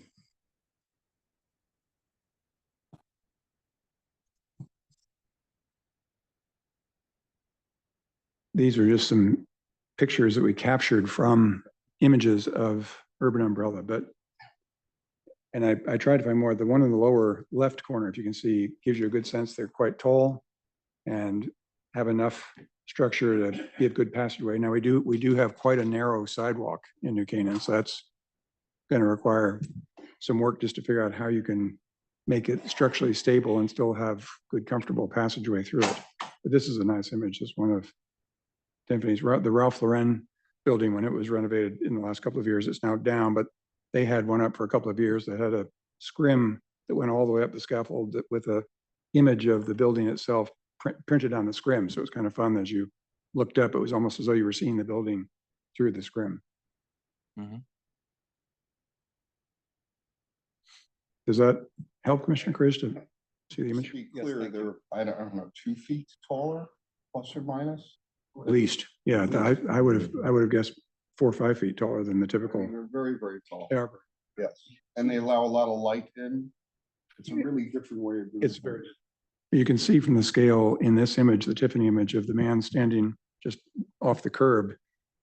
Yeah, it's probably a 6-foot individual. So I'd say the height of those is probably 15, 17 feet perhaps. I've got a contact there. I didn't have a chance to connect with them, and it's a little premature at this stage of the project, but it's definitely something we look forward to looking into, and it makes a lot of sense. So I have a couple of other questions to kind of go back on. So if you go to page 26 of your presentation, I think this is the one page that shows possibly the downside of this top color or whatever this gray color is. It really calls attention to itself. I don't think we should do this as a requirement, but you may want to revisit this color. The other thing is the window placement here is, I think, rather awkward. That's in a bedroom, I believe. It is, yeah. And it just feels like it's this one window on that upper facade that's floating by itself.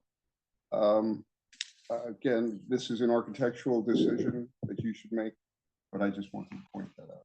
In fairness to the professional architects, I asked them if it wouldn't make sense to put a window there, and they obliged my request, but we'll revisit that. Well, I would put 2 windows there actually, but that's just my, I'm not the architect. You're the architect. You have to make those decisions.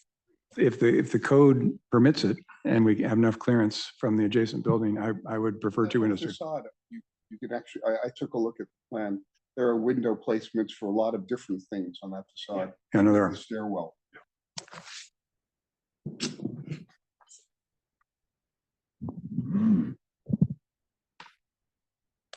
Commissioners, anything further on the questions here?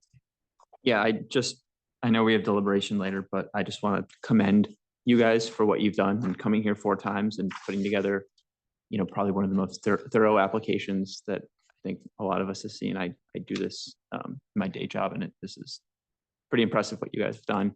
And in terms of the proposal, I think this is the type of development that we need in retail A. I think it's modest. I think in design, in programming, in the approach to zoning, I mean, it kind of checks all the boxes, and you've worked with us tremendously. And so this is a really great project, and it's going to be really great for our town. And so, thank you for that. Thanks very much. It's rare to find a commission that is as interactive as you've been, and that's, I think, what makes great projects. So we appreciate the feedback that we've received as well. I think it's been this is your 4th time here, right? Yes. So it's been a very good collaborative effort. And I would echo the comments that I've made already. I mean, I think it's a handsome project that is sensitive to the scale of the existing building, of the downtown fabric, and trying to create a new use and a new repositioning of the building that doesn't overpower the rest of the neighborhood and the other buildings around it, which is key.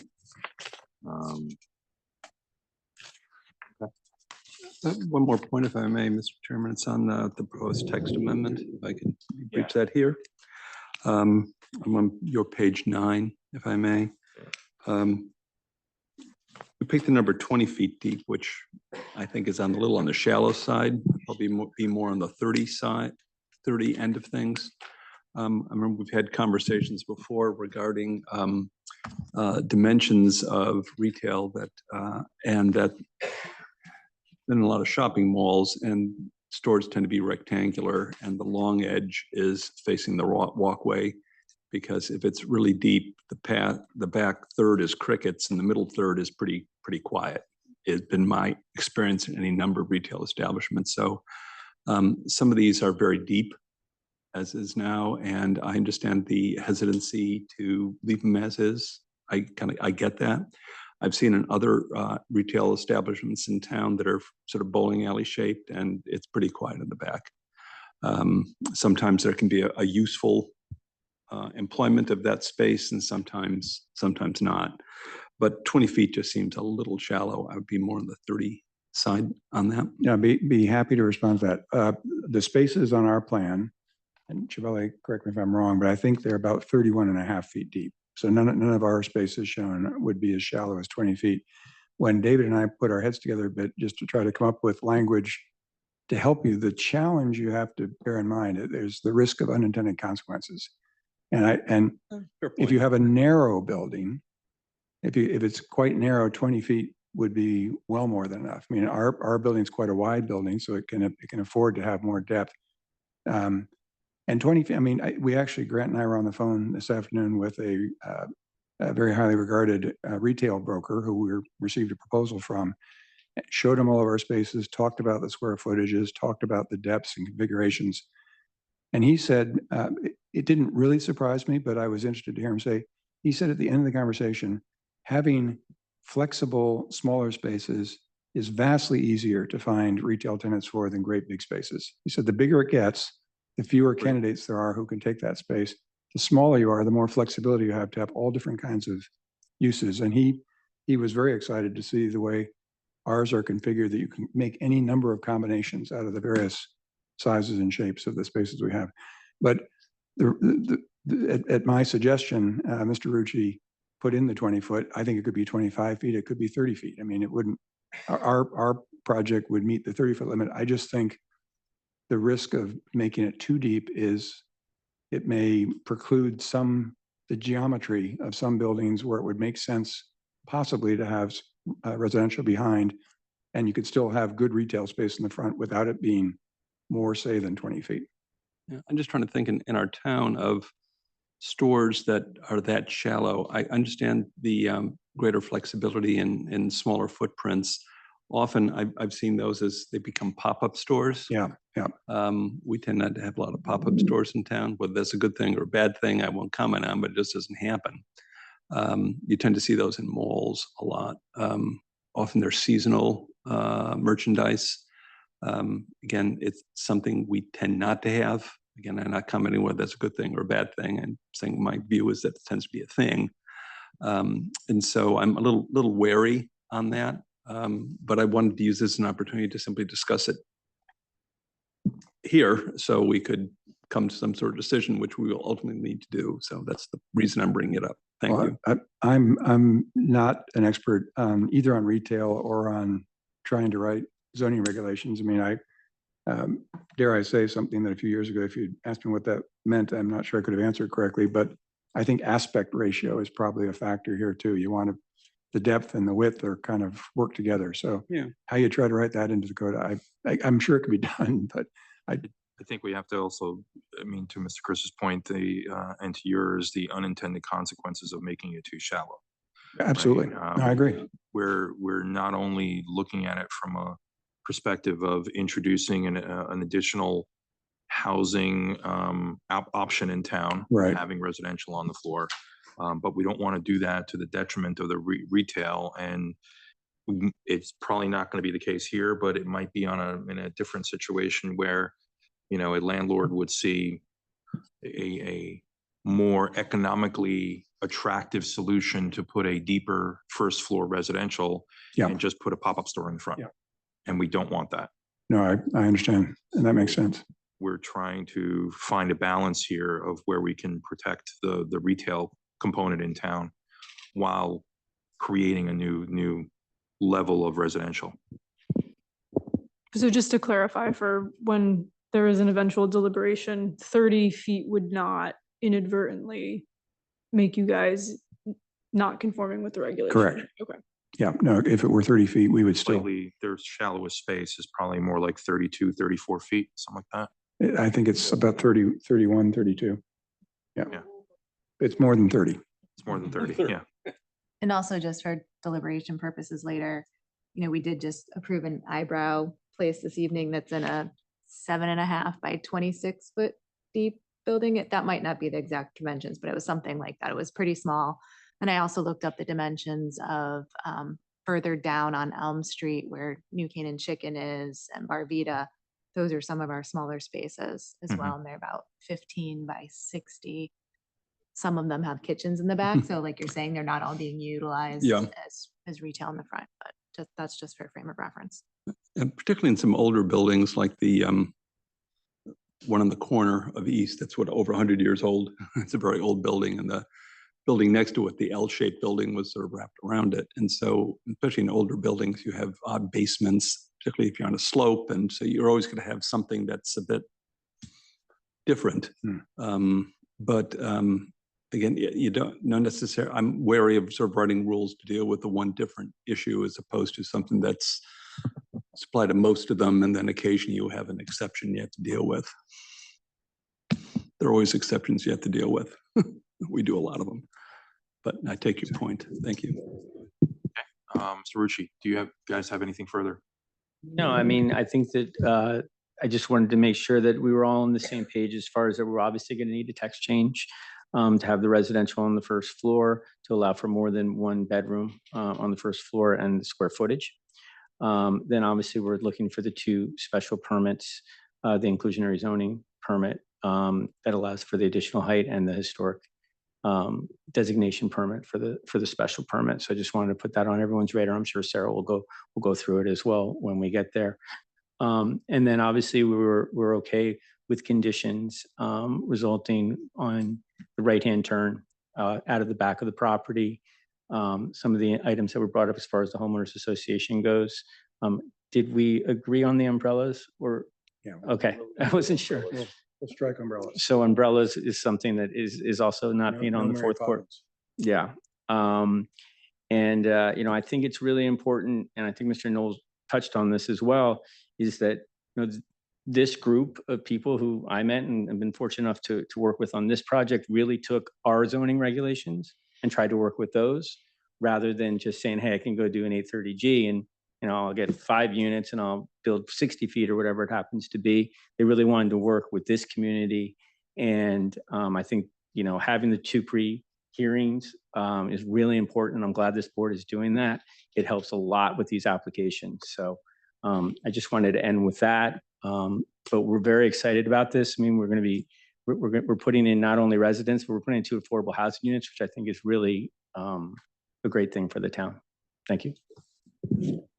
If I may just add on Grant's my behalf, town planner Sarah Carey has been extremely helpful along the way. I've taken privately to referring to her as the Caitlin Clark of town planners, but I think she's a real gem for the town. She's very helpful. We will take some public comments on this if you guys are good. But before we do, Sarah, we spoke about this earlier, but do you want to kind of, for the sake of the commission as well as the public, go through the distinctions between what's currently allowed and what we're asking for? Yeah, can you just stop sharing your screen so I can share?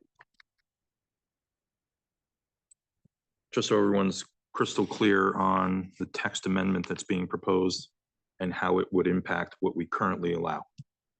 Okay, so everyone can hopefully see that.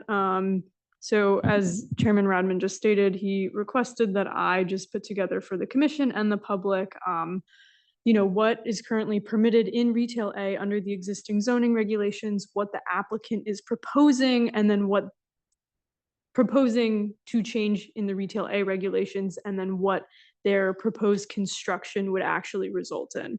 So first and foremost, max building height in retail A is already 45 feet in height. They are not proposing to change that. They are proposing that the structure would max out at 45 feet in height. So that is already permitted in retail A. They are not changing that. The maximum number of stories permitted in retail A is 3.5 stories. They are not proposing to change that in retail A. They are proposing what they are calling 3.75 stories. By our definition, it is 4 stories. So we currently in the zoning regulations permit relief to certain dimensional standards if they go through this historic preservation designation, which they have provided documentation to the commission, and the commission will have to decide if they met that requirement. So no change to retail A to permit the 4 stories. 3.5 is what is allowed. And then for apartment sizes and parking, currently in retail A, you are only permitted 1-bedroom units with 750 square feet of space maximum. No parking is required whatsoever. So that means they could right now on their 2nd and 3rd floors in this building, put in as many 750 square foot 1-bedroom units as they wanted, site plan approval, no special permit, no requirement to put any parking anywhere on the site.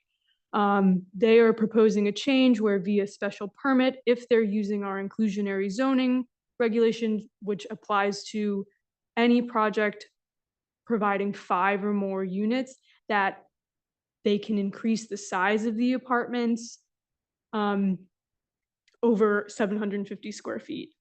So all of their units that they are proposing will be over 750 square feet, I believe, and they're providing 14 parking spaces, which is not required, but they are providing those on site.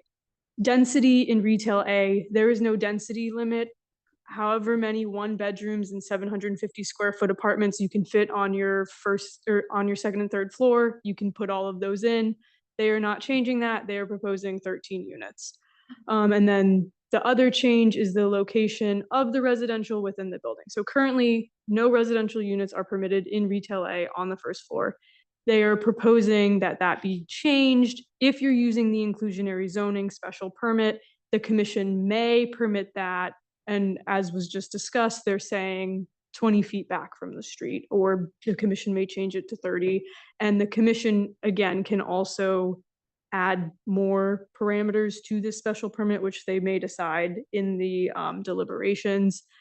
And as discussed, the applicant is meeting that requirement as well. So that's just because again, there was a lot of public feedback that we've received over the last week or so with concerns about this text change. So we just wanted to very clearly, factually put for the commission and the public what is actually permitted right now and what the proposed changes are. So I don't know if there are any questions from the commission, but that was the very brief overview.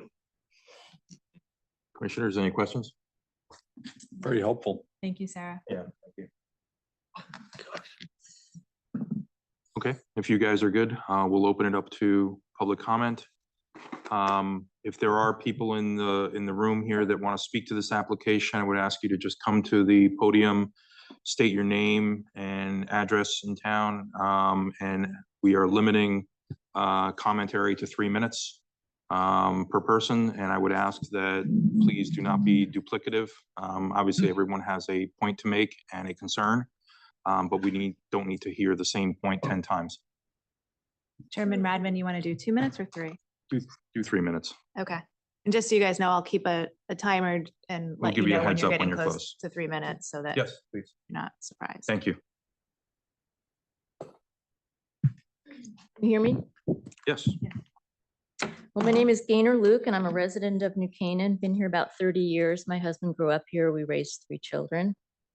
And first I want to thank you. You're all volunteers and committed employees because this is a lot of work and a lot of time. I'm letter number 15 of about 25. It's about 6 pages long. I'd love to read it, but I doubt you will want me to do so. But what I really want to say is the level of detail that you've gone through in looking at the architectural plans is amazing. But I've heard very little about what the impact of what you call a text change, which is a significant change to retail A zoning, will mean for all of retail A. I don't understand how you could be contemplating this without more of an impact study, without more input from the town in general. I mean, that just surprises me. And when I first heard about it, I thought, oh, this, I must be misunderstanding something. So before I wrote my letter, I did whatever research I could, and I watched the videos of the 2 pre-application meetings and and the actual presentation last month in September. And there's a lot there and a lot of care and concern, clearly, but not very much on what this is going to mean to retail A or where it even came from. I mean, it's just, I don't understand it. And I'm asking for either a no or simply, you know, do an impact study, allow people more time to consider it. I did see the Chamber of Commerce letter that was referenced earlier. And it's basically a letter of support with concerns that construction, you know, be safe in a number of ways, understandable. And I wrote Laura Budd and asked her, what is the view of the chamber on this change to retail A zoning? And I haven't heard an answer to that question, but I'm really curious because this is the prime retail, you know, location. And we're talking about changing that to allow residential units on the first floor, along with other significant changes. And I just think for so many reasons, I mean, my email's pretty long, okay? I'm not gonna read it, but I do ask that you check out Eric Tunham's very brief one, which makes many of the same points.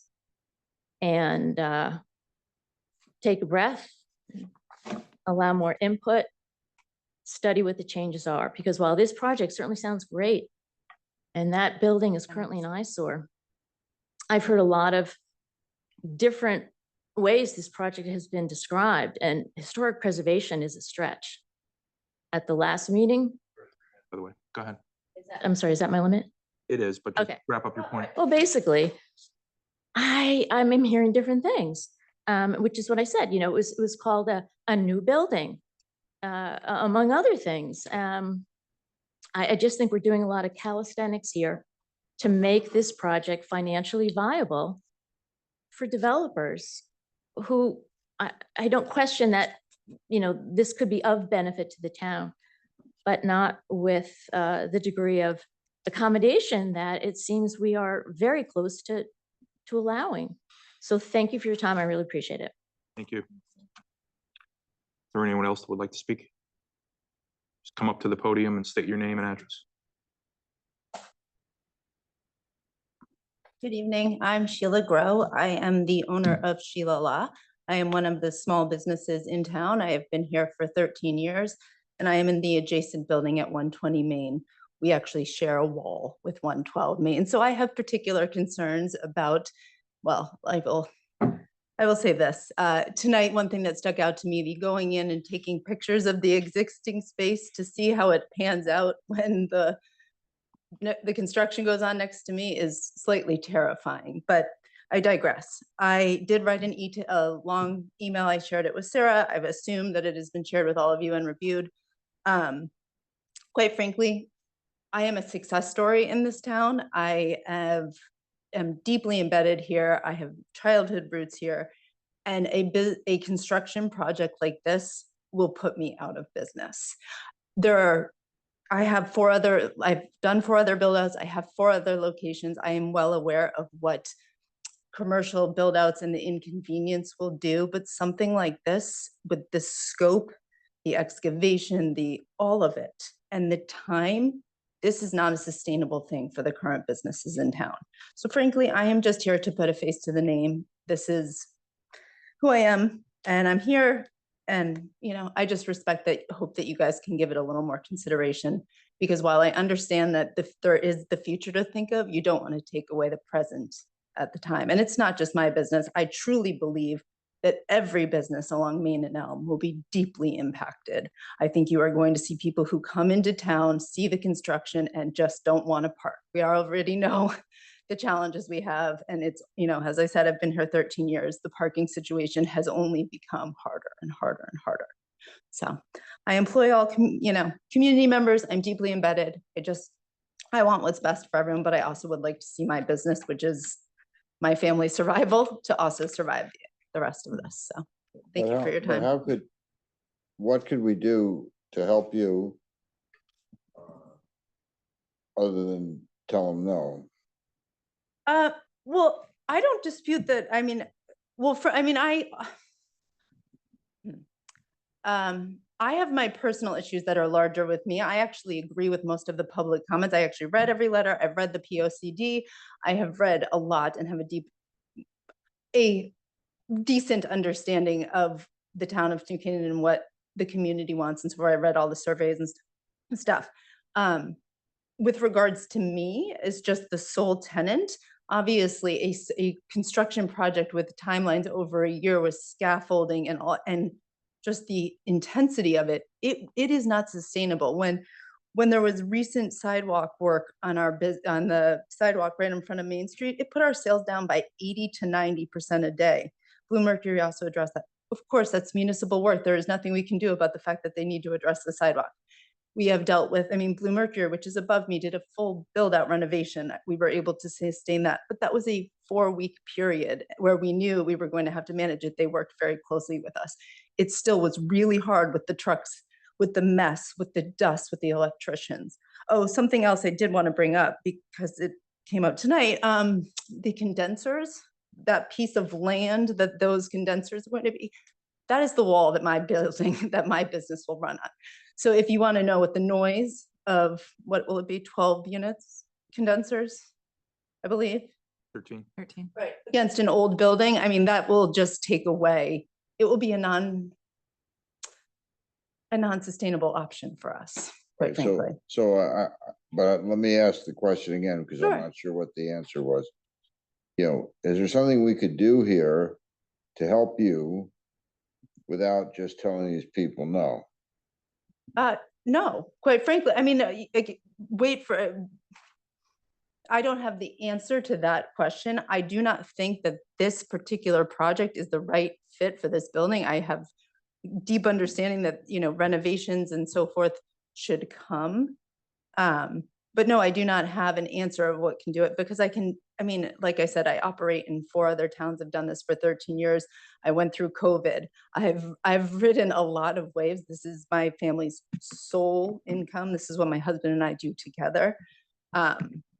So no, quite frankly, an interruption for this long at this scale will be detrimental.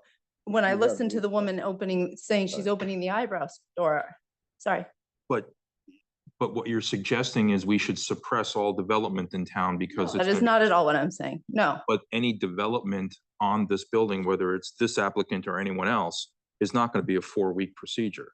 No. It's going to be year-long, at least.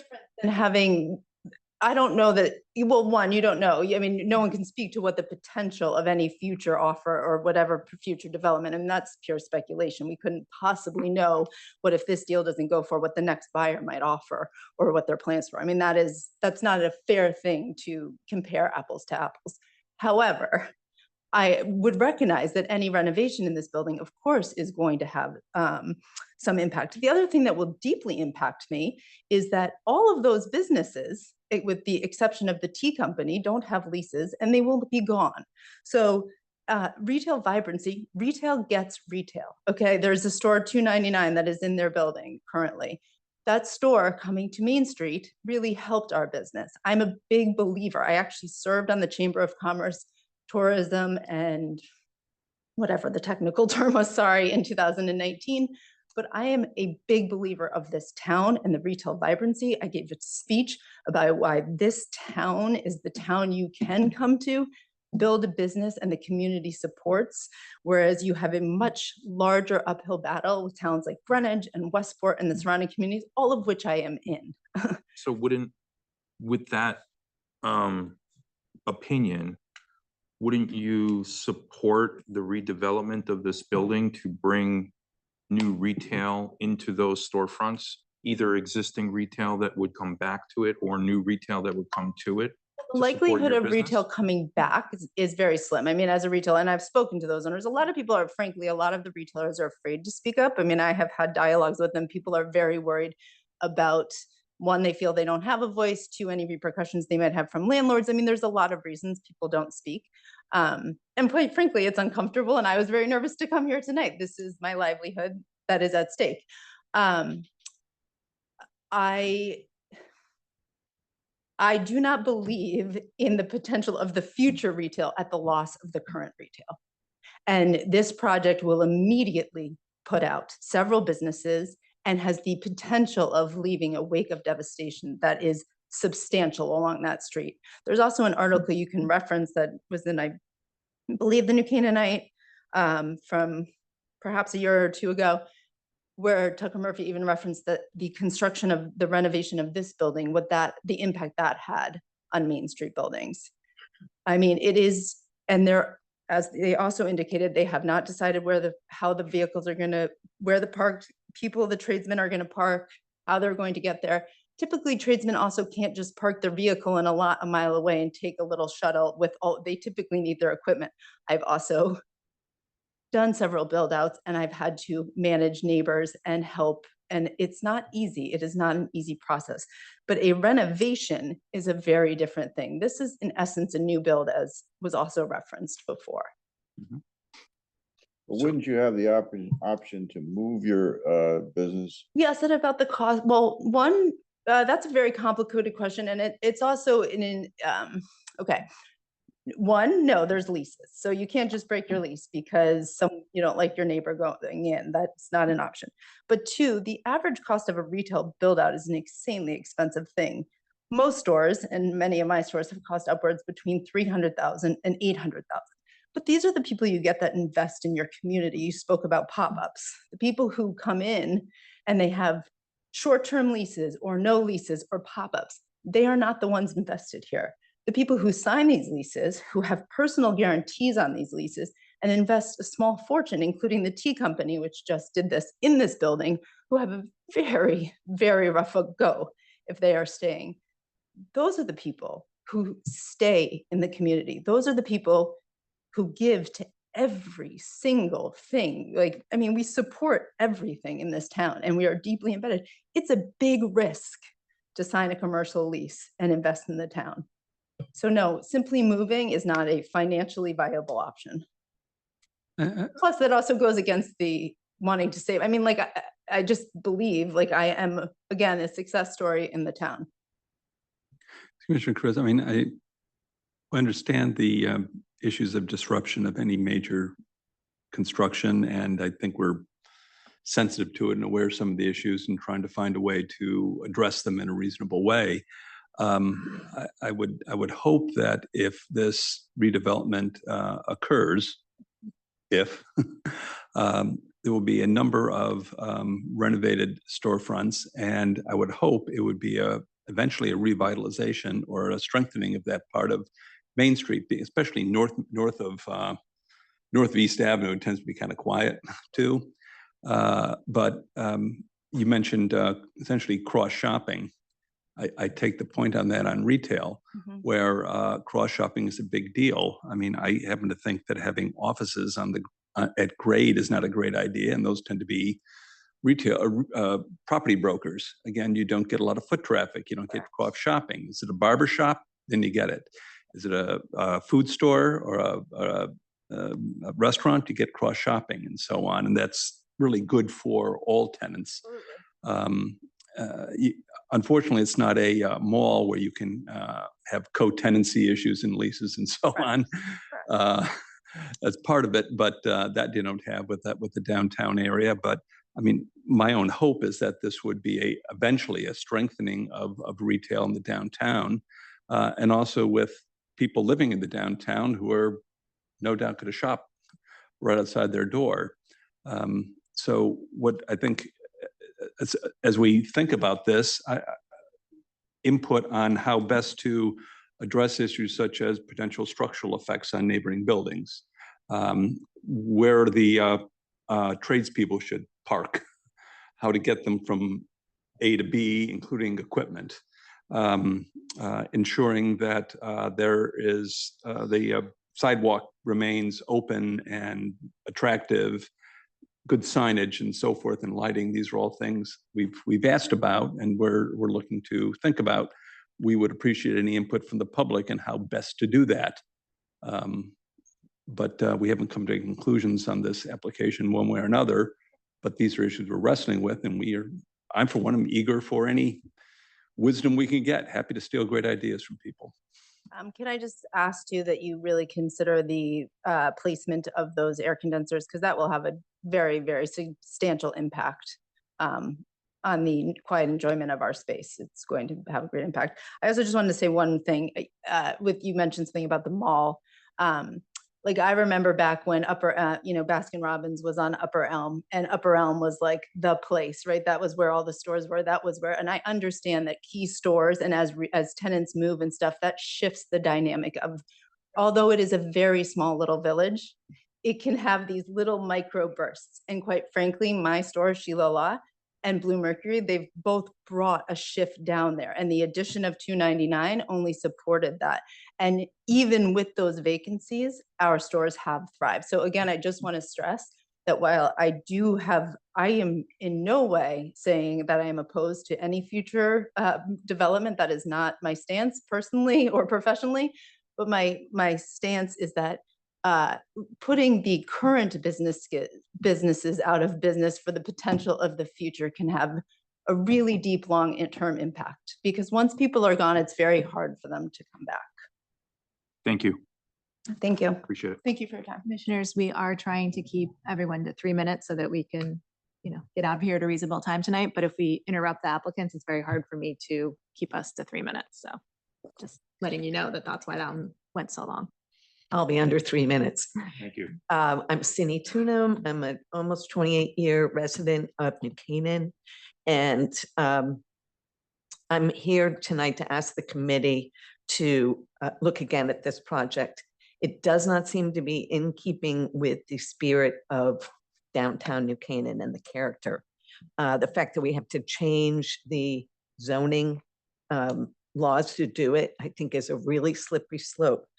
My biggest concern is having residential units on the first floor. I think that is something that once the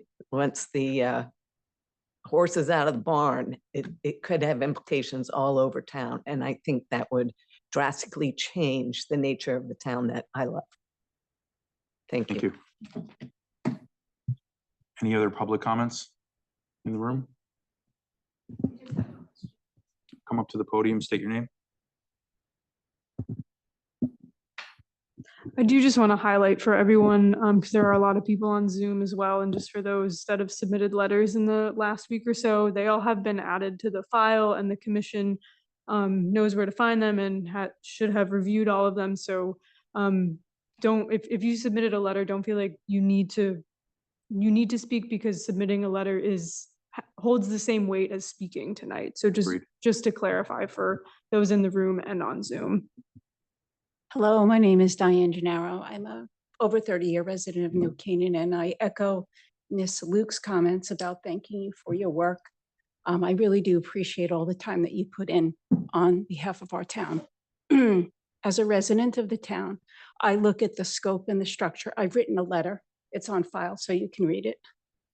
The size of what is being proposed to me is out of character with the village feel of the town of New Canaan.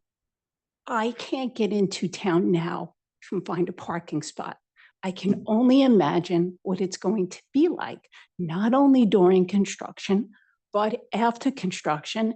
And if this is approved, it paves the way for other builders to do the same thing. Our town is crowded. We need parking. We need to support our retailers. Thank you. Thank you. Anybody else in the room that would like to speak? Is there anybody on Zoom that would like to speak to this application? Anybody raising their hand? Okay. All right, before we close the application, Mr. Rucci.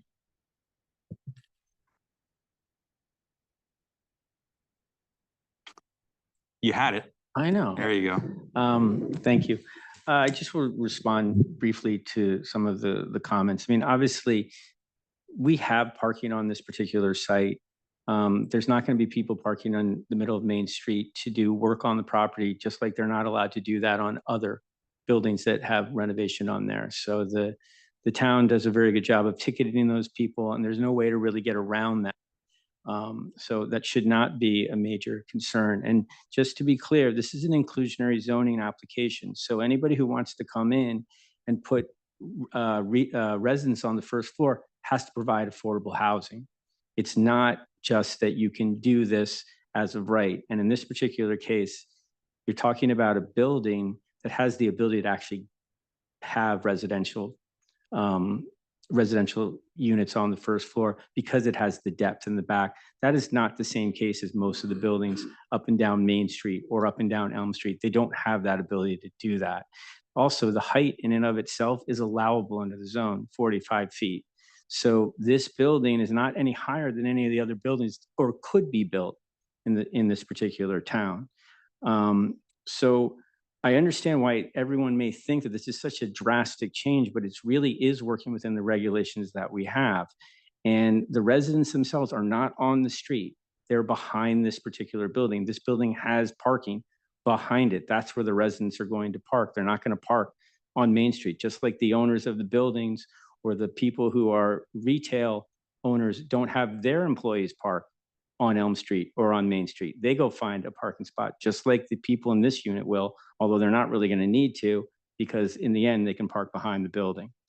And then I think the last thing that I'll just say is that, as Ms. Carey indicated earlier, we can put in a number of residential units of 750 square feet in this building as of right.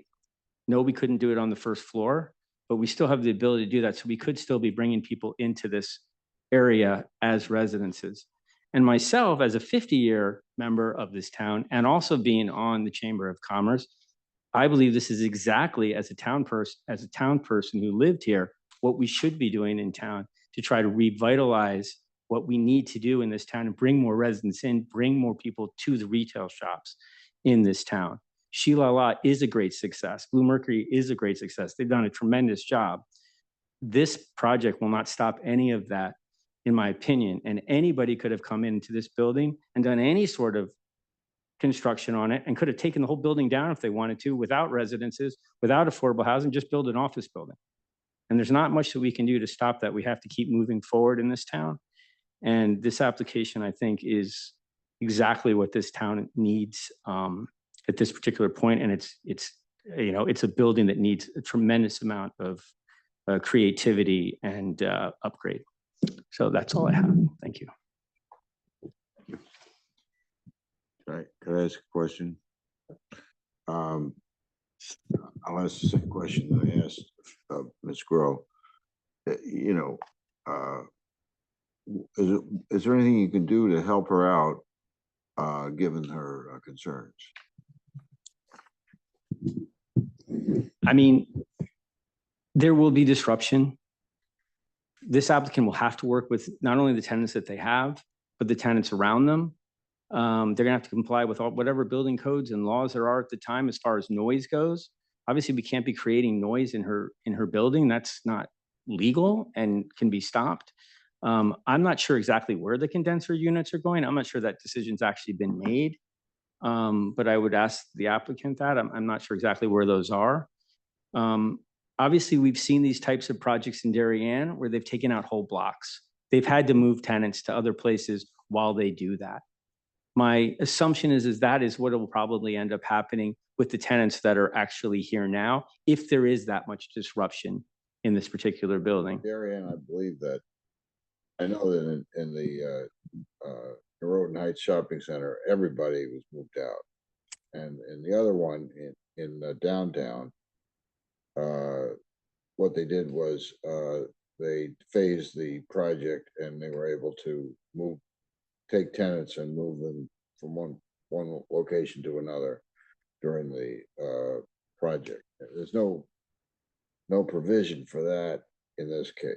No, there's no provision, but obviously we have an applicant who is so far, everything they've done has shown that they have a great affection for this town and that they're building a building that's consistent with the other buildings in this particular town.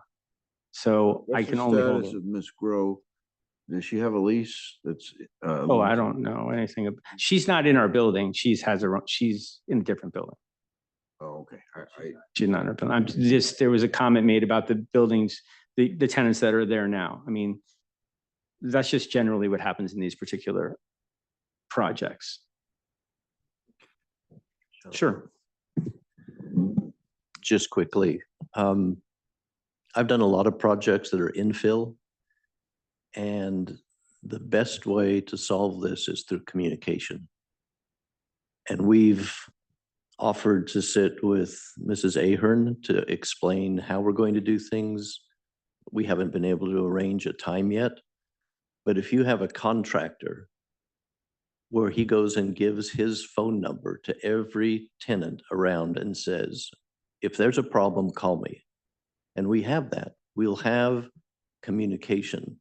So if there's an issue, if there's a problem, if there's noise, if we're going to start something at night, we will tell the neighbors what we're doing. So there's no surprises. A lot of this is meeting the expectations, being able to communicate what we're doing, when we're doing it, how it's going to happen, see if there's something, if they've got a sale going on, a sidewalk sale that's going on that weekend, that they say, don't do it, then do it. Communication and cooperation is the best solution for the types of things that I've heard here. And we've done it before. You get the right contractor who will talk to people and listen and be proactive, and you can solve a lot of problems. A few things before, I'm not going to close this application yet, just to remind the commissioners, if there are certain conditions or concerns that you have that might end up being conditions of approval, discuss them now with the applicant so we can get the applicant's feedback and buy-in to those types of conditions rather than after we close the application, because we will not be able to speak to them on those topics. That's number one. Number two, I just want to reinstate the New Canaan Chamber of Commerce letter, which came to us, concerns that the local businesses have. Now, I'm assuming that the Chamber of Commerce has gotten input from a lot of the businesses in town. And their primary concern, in addition to stating that they believe that they appreciate the project and that it's going to bring long-term benefits to the downtown area, their immediate impacts, they're looking for ways to mitigate those things. And there were three specific things that they brought up, right? That Laura Budd brought up, which is signage for the businesses. We've discussed that about the temporary scaffolding and ensuring that there's appropriate signage, lit pathways under the scaffolding and around the areas, and parking management. And the parking management, we would like to get some sort of final solution from your team as to how that's going to be mitigated, because that is a valid concern, right? You're going to have at any given time 10 to 15 trades on the site at any given time, especially during finishing processes. Where are they going to park? You should talk to the town and talk to other neighboring properties and figure that out. So there is a little bit of certainty on that to move forward. And then I think I'm sorry, the woman from Sheila, forget your name. Sheila. So valid concern on the condensing. So are they going to be condensing units or are going to be heat pumps, smaller split system heat pumps? Do we know? They're condensing units. Condensing units. Yeah. So in that corral that you're proposing in the back, there's a fenced enclosure around the whole thing, which will direct noise up naturally. But would you be amenable to adding a layer of acoustic something to the interior, acoustic panel of some sort, just to help mitigate the sound so that it's not radiating out, and it'll hopefully radiate up very little, but at least containing the noise? That would be an easy fix there. And then the other elements we already talked about, I'm just going to go through these. The historic preservation designation, talked about that. And I do think there's a historic preservation component to this. I would encourage everyone, if you haven't listened to the pre-applications, these applicants have been here 3 times before this. There is a history to that building. It might look, quite frankly, like crap right now. It's been butchered over the years. It goes back to, 100 years back. It has architectural significance. It might not be in the historic district, but there is a relevant facade back there that the applicant's trying to restore and bring back to as you can see in the application, to a presentable design solution that complements the rest of the town. I disagree with the letters and the people who have spoken that it will be a detriment to the architectural fabric of the town. I actually think it'll be a complement to the town in the way it's been designed. I think you have to do your homework more about the history of this application and the history of the building. That's my personal opinion as an architect, quite frankly. So we have a couple of other things. The right-hand turnout, you guys are okay with that? The umbrella discussion, we got through that. Adequate trade parking, the furniture on the roof of limitation and something in the HOA rules about that. And no storage along the south side of the 4th floor, limiting any kind of visibility of elements up there.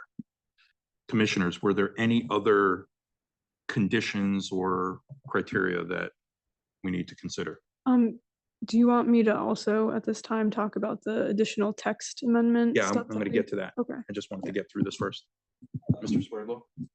I was recently given a demonstration of a split unit system made by Mitsubishi, where the compressors make no noise, not a little noise.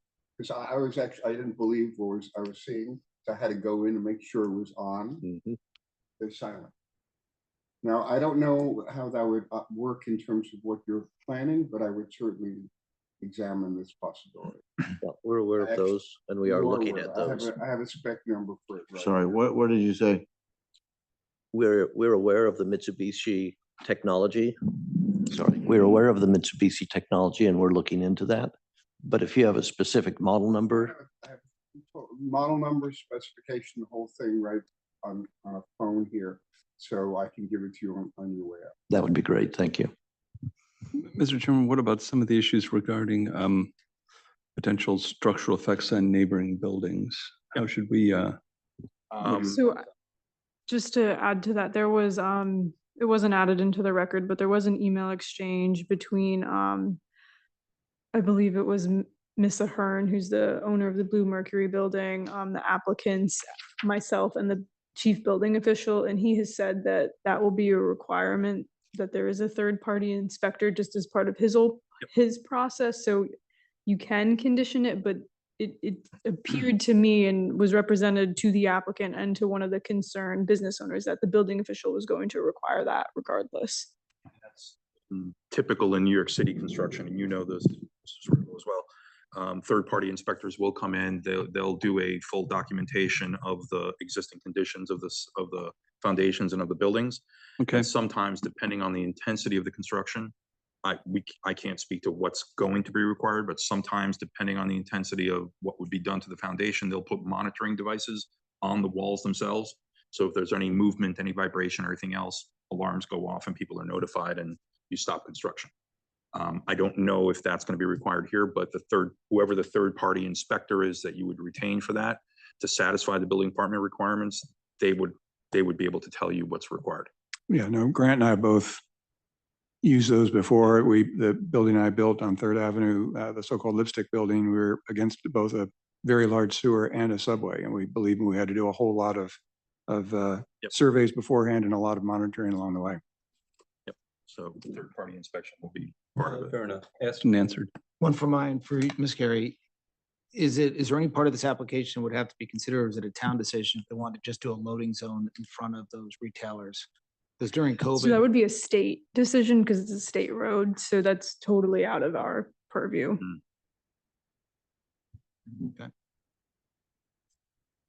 Okay, commissioners, if there's nothing further, Ms. Carey, do you want to go through the text amendment modification? So this is in response to the concerns that the public has brought up relating to unintended consequences to the majority of, or the broader retail A.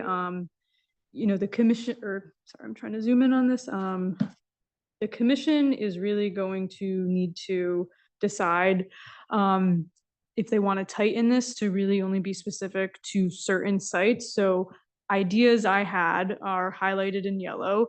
one, require that this regulation is only applicable to properties that have at least 9,000 square feet in area. The subject property here has around 10,000 square feet. I counted in all of retail A, you have 8 properties that are 9,000 square feet or larger.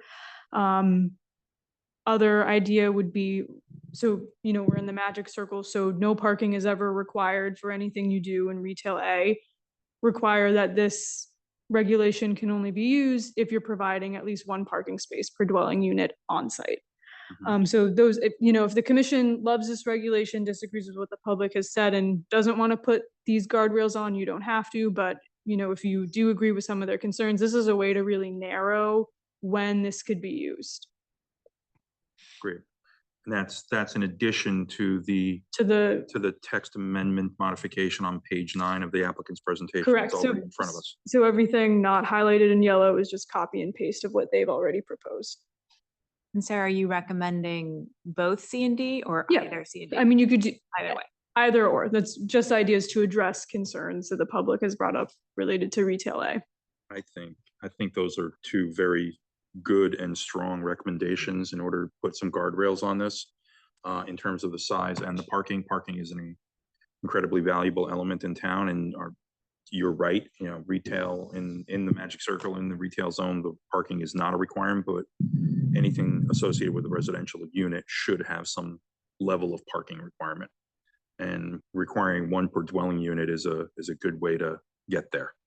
But then just to be clear, if you do put these 2 guardrails on, this regulation is probably never going to be used or maybe used only on 1 or 2 other properties in retail A, which, you know, if that's what the commission wants, great, but just this is going to limit when it could be used elsewhere. Well, that's why I wonder if we just stick with the parking one and not do the 9,000 square feet, because parking, I mean. I think that's the most limiting. I think that, so the 9,000 square feet, again, that limits you to about 8 already. And then you go deeper than that.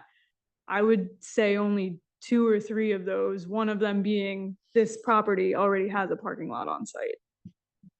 They could structure parking beneath the building, but then we still have the 45-foot height limit. Yeah. So you're going to be restricted on how many units you can build if you have structured parking. I'm concerned about the parking requirement because it's, you know, it's typical like planning parlance that if you build it, they will come sort of thing, right? So if the walkability is one of the goals that we've talked about in POCD and all that sort of stuff, if you're going to acquire a parking space, and someone's going to have a car, right? It's kind of just like it flows from there. But if you don't require it, or maybe it's 50% or something lower, then you disincentivize car usage and disincentivize the traffic that is the concern of everybody in the community. So I would, you know, the at least 1, or if you're going to do something, maybe it's 50% or, you know, 25% or something less. Yep, that makes complete sense. Just thinking of time and everything, since this seems more like an internal discussion, I don't know if the applicant has any objections to these 2, or if we want to close this so we can move on to any other applications. Have any issues with these? I would just say, as I would not limit the parking. I would not do D, or at the very least, if you were going to do D, I would not make it on site. Because I think that we talked about this once before, we need to start opening up some of these other parking lots to help with some of these residential uses in the retail A zone. That's my personal opinion on it. It doesn't affect this particular property. But if you do it on site, you're right, you're down to like 1 building. So what's the point? Yeah, Mr. Chairman, one of the suggestions in the, introduced in the incoming POCD is for residential in the downtown area to explore probably negotiating with the town and so forth to, you know, have the owners rent a space in the town lot and explore that. Again, those are decisions to be made down the line, but that is one way to deal with it, because we have a lot of parking that just sits empty at night when most people are set up home and need a place to park their car. So I'm sympathetic to the idea. I haven't decided, but I'm sympathetic. I think, you know, the commission, as they deliberate, they need to determine how broad they want this regulation update to potentially be for other properties in retail A. And this was meant to be as limiting as possible, so you all can play around with it. Mr. Gary, just from my side, did we consider, because I remember early on, one of the reasons why this was attractive is most of the first floor units are really over the parking garage. It's not really a first floor. It's in the back. Is there any way to restrict it to the fact that it's not at grade level? So I did try to add language about that because I had the same idea. I just thought that that was very difficult to word, and the interpretation of it may be difficult. And also there really isn't a lot of grade changing throughout retail A. You know, there is in some places, but it seemed redundant and overcomplicated to do that. And it seemed like these two items would limit it similarly. From my side, that's the only reason it's attractive. Doesn't feel like it's at grade level, so. It's like the Main Street goes south or it goes downhill. Once you move east, you have the hill working with you, not against you, which you're taking advantage of, it seems. But I take the point. I think it's really only limited topographically to that part of downtown where you have the slope. Is there a way to have the access only from the backside instead of the front side, making it a second floor? I don't, sorry, I don't understand To the residential space. Are you The asking? residential space. No, there'd be no way, no practical way, I don't think, to get back there, because you have to have fire stairs and an elevator and so forth, so it would be very difficult. Sarah, with what you've drafted here, one of the comments, or some of the comments that I read were about how retail B and the other commercial zones trickle down from retail A in terms of uses. Do you see any concern with this and how it would trickle down into retail B? And So first floor residential is already permitted in every other commercial zone. So I think it's actually the opposite. Everything that's already allowed in downtown is now trickling to retail A. Thank you. Okay. Anything further from your end? I was just going to say that if you wanted to put in a condition about a parking management plan being run through the town planner, we can certainly add that in as a potential condition. Yep. But no, thank you.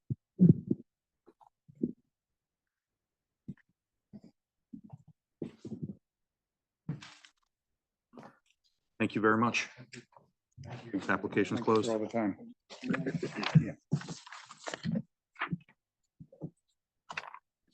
All right, 9:30. What are we doing, Mr. Adams? All right, we're cruising. Let's keep moving. 98 Ludlow Road. Upon it, it was withdrawn. See, told you, we're cruising. 884 Smith Ridge Road. Upon application of Alfred Delicata, authorized agent for John Marciano, trustee, owners, for a special permit approval pursuant to section 3.4.c.2 to allow for an illuminated batting cage in the 4-acre zone at 884 Smith Ridge Road, map 40, block 135, lot 12.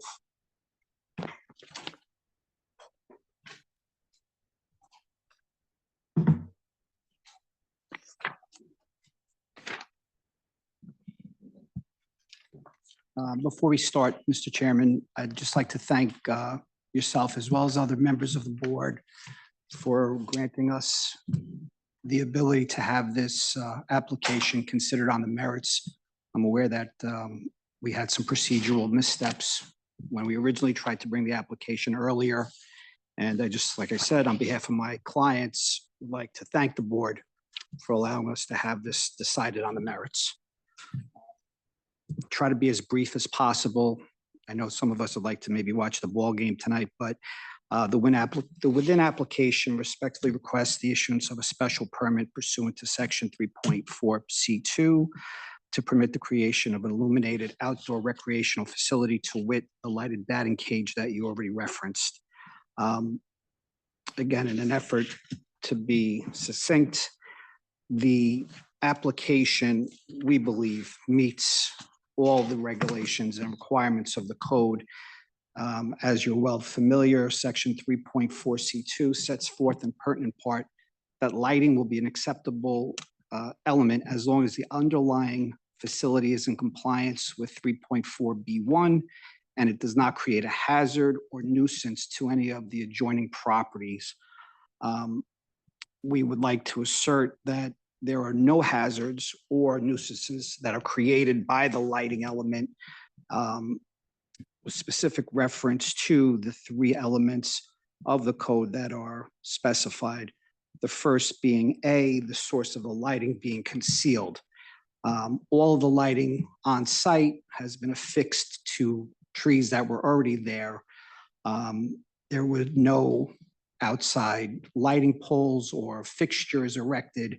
So all of the lighting that is being used, and it's only 4 elements of lighting, they were all affixed, as I said, to trees.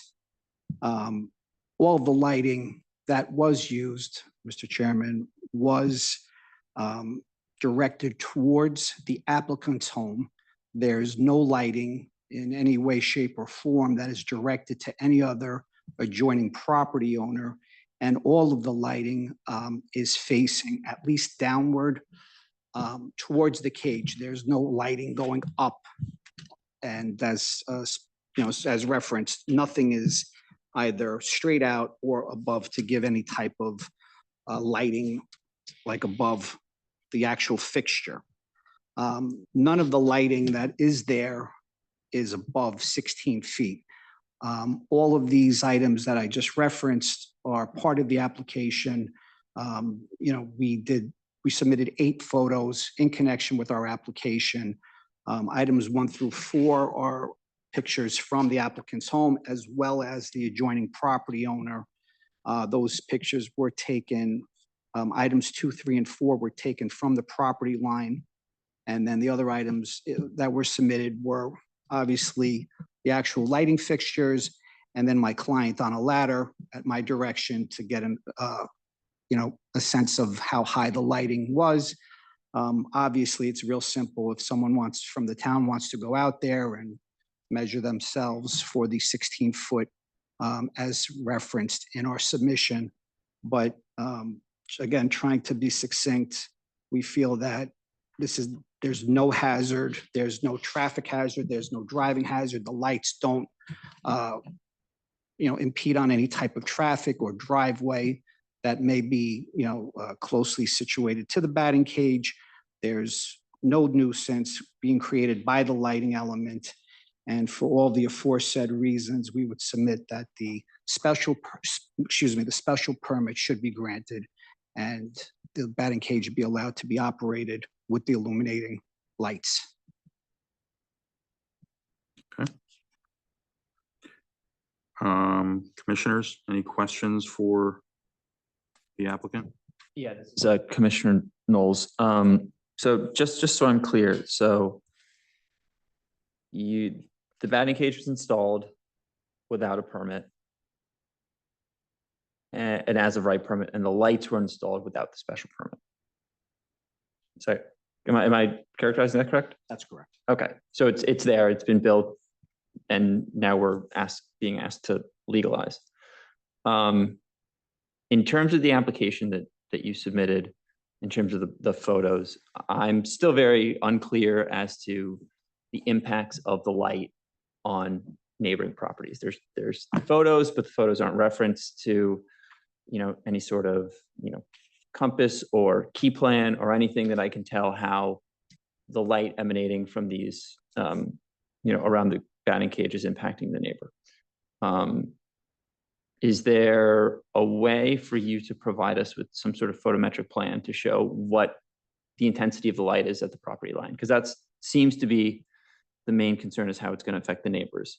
And I'm uncomfortable with what you've provided because I can't make an analysis of whether it's impacting the neighbors based on the photos you've provided. So is there any way for you to provide some sort of kind of photometric plan that says, okay, and I've done a few of these or had, you know, prepared applications that have a few of these plans. Let's say at the property line, you know, it's the intensity of, you know, 1/10 of a 40-watt light bulb, right? And we could show the foot candles to show that. But without that, I personally can't make an assessment as to whether you've met the findings of the special permit. It's just some photos, they're not referenced. they're not keyed. And you've made some statements that I don't personally feel have been supported by, any evidence. Well, if we need to get that to satisfy the board, then surely we will do that. I think though, the photos as labeled, I understand, your concern, you have a very specific concern. So absent the survey and the report that you're looking for, I don't think that the photos are going to satisfy you. Yeah, I mean, it's just difficult to tell from the photos. They're not keyed to anything. I was Right, no, I trying understand. to figure out what I'm looking at, and I couldn't. No, I couldn't understand. really tell. That's why I try to reference that 2, 3, and 4 were taken from the property line, and you could see from the different angles. We try to just move around a little bit. Quite frankly, I didn't think that we would have to go that far for that type of level of inquiry in connection with this application. The batting cage is situated well off the property line. There's another area that I don't have the exact dimension for from the neighbor's home to their side of the property line. So it's not, sitting there. It's not on the border. It's not even close. It's at least 6 feet past the suggested setback. And the way the batting cage sits on the survey, one angle of the batting cage is at 40, but the other end of the batting cage is approximately 61 feet from the line. So even if we get the the test that you want, I think that's going to be a little bit hard pressed also because, again, we have 40 feet on one end and 60 feet on the other. So, but if that's going to be a requirement of the board, then we'll endeavor to get it. I mean, and I think you're probably right. I just don't have the information to confirm what you're saying. That's really where I'm coming from based on what has been submitted. And, for us to make kind of a rational decision, I think we would need that information. I mean, you've already built the batting cage, you've already built the lights. It's not like it's got to come down. It's not like we can, enjoin you to stop using it, right? I know from my understanding is you have stopped using it for some time since this all came up. But there's nothing, we don't have the power to say, you got to stop, right? So I think. Well, we're trying to be good neighbors, and I like think that. And we're trying to be, and obviously it was unfortunate that my clients did this without obtaining the proper permitting. But quite frankly, and again, ignorance is no excuse, but they were ignorant as to the requirements. And now that the requirements of the town have been brought to their attention, we're here and we're trying to be good neighbors. We're trying to be in full compliance with all the laws of New Canaan. And I'll take the blame for not having the photometric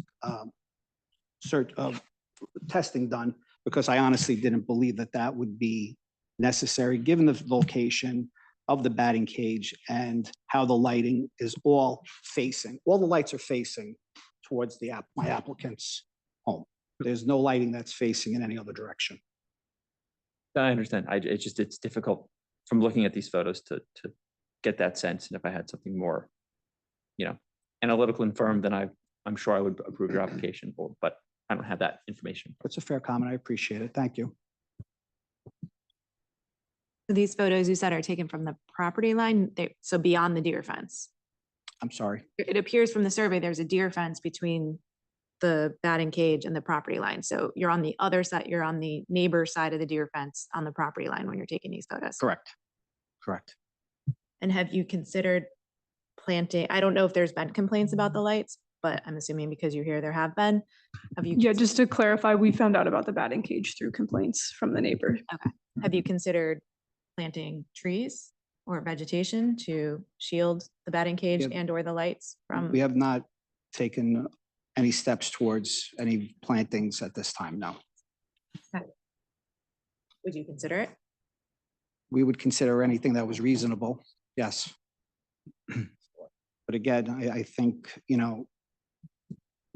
it's getting, sort of towards a tempest in a teapot with regards to this, the subjective complaints of one neighbor can't lead to an onerous burden being placed on the applicant in connection with something that he is within his right to do.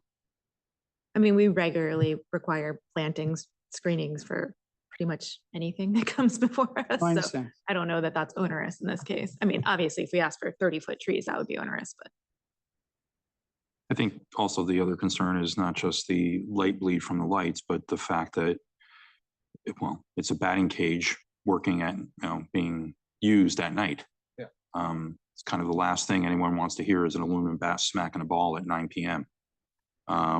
So while the intent is obviously to provide a little more usability of the batting cage during certain hours, we have to consider the peaceful enjoyment of neighboring properties as well.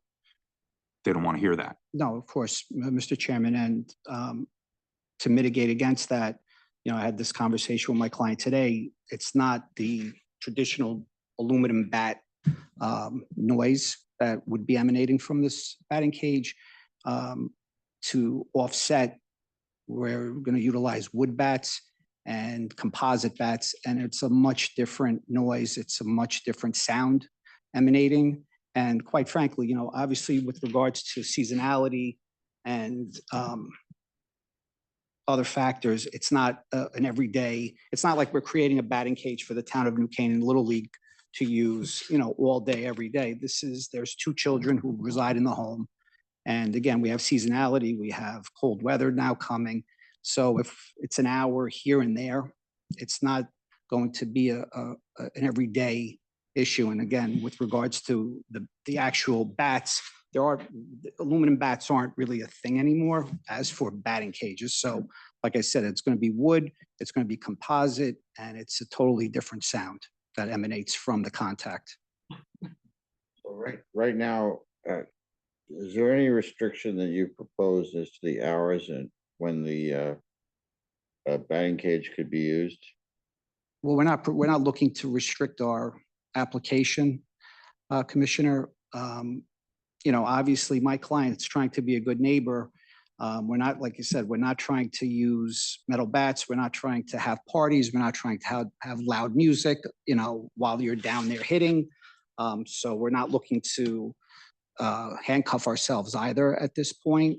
But again, if there was something reasonable that the board wanted to implement or suggest as for, a reasonable way for everyone to be good neighbors, of course, we would consider it. So when we did the field club application, that we said they had to have the lights off by 10 o'clock. Mhm. That's I assume that normally kids wouldn't be out doing batting at 2 o'clock in the morning. Well, I guess it all depends on how dedicated they are, but I would agree with you. 2 o'clock would probably be somewhat late. Want to meet my neighbor with the hockey player? Right. Late into the night. 2 o'clock, yeah. I have a hockey player in my, right next door to me, and he's always hitting, but he doesn't hit it.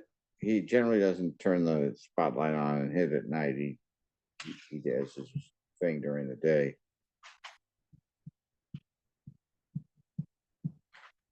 So in the letter, it does bring up the noise. Has there been any consideration to any sort of soundproofing? I don't think trees or anything like that will do it with the bat. Well, I'm What not, has been considered? well, Commissioner, I'm not quite sure if there's any noise issue that is part of the complaint. I think the complaint was the lighting. I don't think there's been any issue with regards to, I haven't seen a letter that you're referring to. There was a letter submitted at about 6 o'clock this And it's- evening.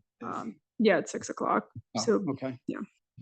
I apologize to the board for not reviewing that letter that was submitted at 6 o'clock. So if someone could enlighten me as to the complaint within it. So The use of metal bats amplify the noise, and they suggested some sort of soundproofing material in the batting cage. just to jump in real quick, I know that the person that submitted the letter, and I believe there's another attorney here to represent another neighbor. Before speculating about what the complaint actually is, do you want to take public comment now instead of the speculation?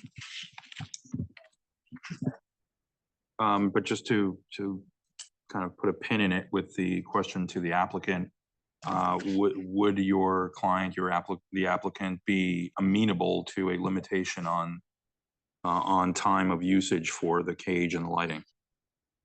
lights off and no more batting after a certain No, I amount of time. understand the question. And like I said, we're not looking to get handcuffed, but we would be amenable to something that makes sense for the installation of lights, obviously in the summer months, if, 8:30, 9 o'clock, maybe to 10, something of that nature. Again, we're not looking to hit baseballs all night. So obviously in the summer, it doesn't get dark until 8. So that would probably be the lion's share of the usage, in the summer months. So does 9 o'clock make sense to that? I don't know. Does it even get dark? So, I mean, the winter's easy, right?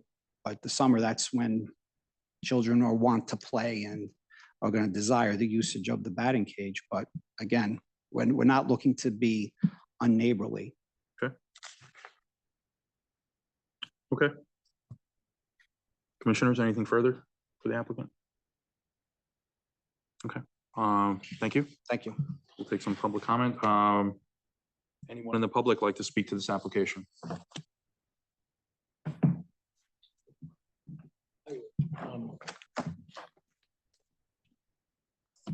My name is Wilder Gleason. I'm an attorney in Darien. I represent Arlene Mercedes, who is the neighbor abutting, whose property abuts this court. What is the address of the neighbor? 886. 886. Oh, 866, sorry. And the notice was delivered to a Florida address because the property owner lives in Florida. But my client lives in the house and he got the notice on Friday and I emailed saying, I haven't had time to look at it and I'd like a continuance to next month to be able to prepare a response. I learned something tonight that I didn't know, that they are shifting from the aluminum bats they've been using to wood and composite bats. That reduces the noise. I need to research what that noise level would be and provide that information to you.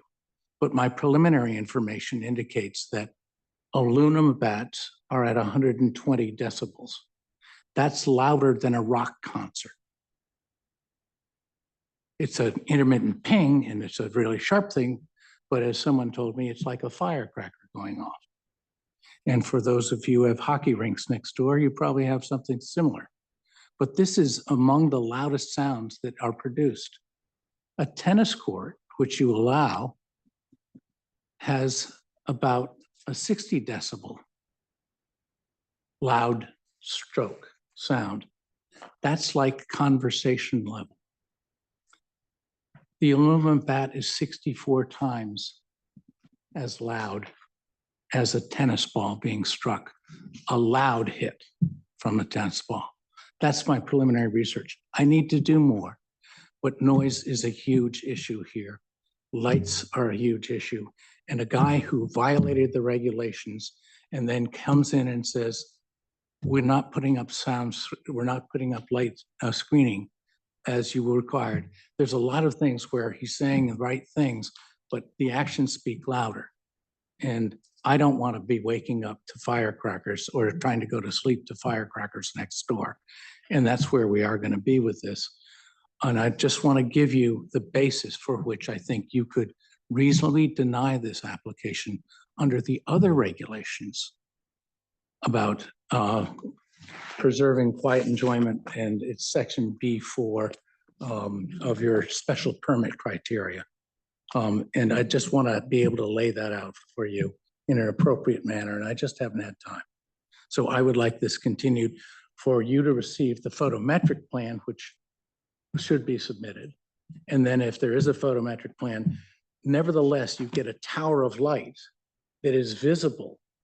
And that should not be something that my client should be subjected to. There should be a landscaping plan with significant landscaping to screen the visibility of this tower of light.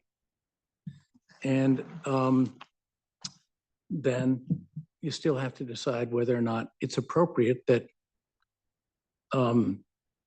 this use be allowed after hours, after dark, and whether it's appropriate and needed when this is a summer sport. And so do you really need nighttime use for this type of court? So I'd ask for a continuance to give me a little more time to give you facts and information that would inform your decision. Thank you. Is there anyone else in the public that would like to speak to this application? Anybody on Zoom land? Yeah, someone on Zoom here. Okay, please state your name and your address. Yeah, my name's Alex Watson. I represent the owners of 63 Widendown Road, which is the adjacent property to 884 Smith Ridge Road. We are the ones that submitted the letter late tonight, so we apologize if we caught anybody off guard and didn't give you time to prepare. That wasn't our intention. I'll just read, a quick line from it. Currently on the property, there's a groundskeeper living above the current garage, and he has complained to us, well, not since they've ceased the use, but complained to us many times about the light illuminating into his kitchen and living room area, which is directly across from the batting cage. And then also, with the noise that comes with that, the constant pinging of a bat, understood that they'll be using composite and wood, but still at the same time, that constant noise, you can imagine. I heard you had a hockey rink in your backyard, hitting the board over and over becomes annoying. Yeah, so basically we're opposed to it. We're not opposed to the batting cage in whole. There's no reason why they shouldn't be able to have their enjoyments just within reason. We've mentioned landscaping plans, certain things like that we haven't seen. It just seems like the cage was thrown up, the lights were put on, and it was more of a, forgive me, I made a mistake. But at the same time, we live in that part of town to enjoy our quiet and our comfort. And I think the town provides ample opportunities for kids and someone who's raising 2 kids in town to go and practice sports with the fields and everything that's provided. So that's our 2 cents. Thank you. Thank you. Anybody else on Zoom land that wants to speak to this application?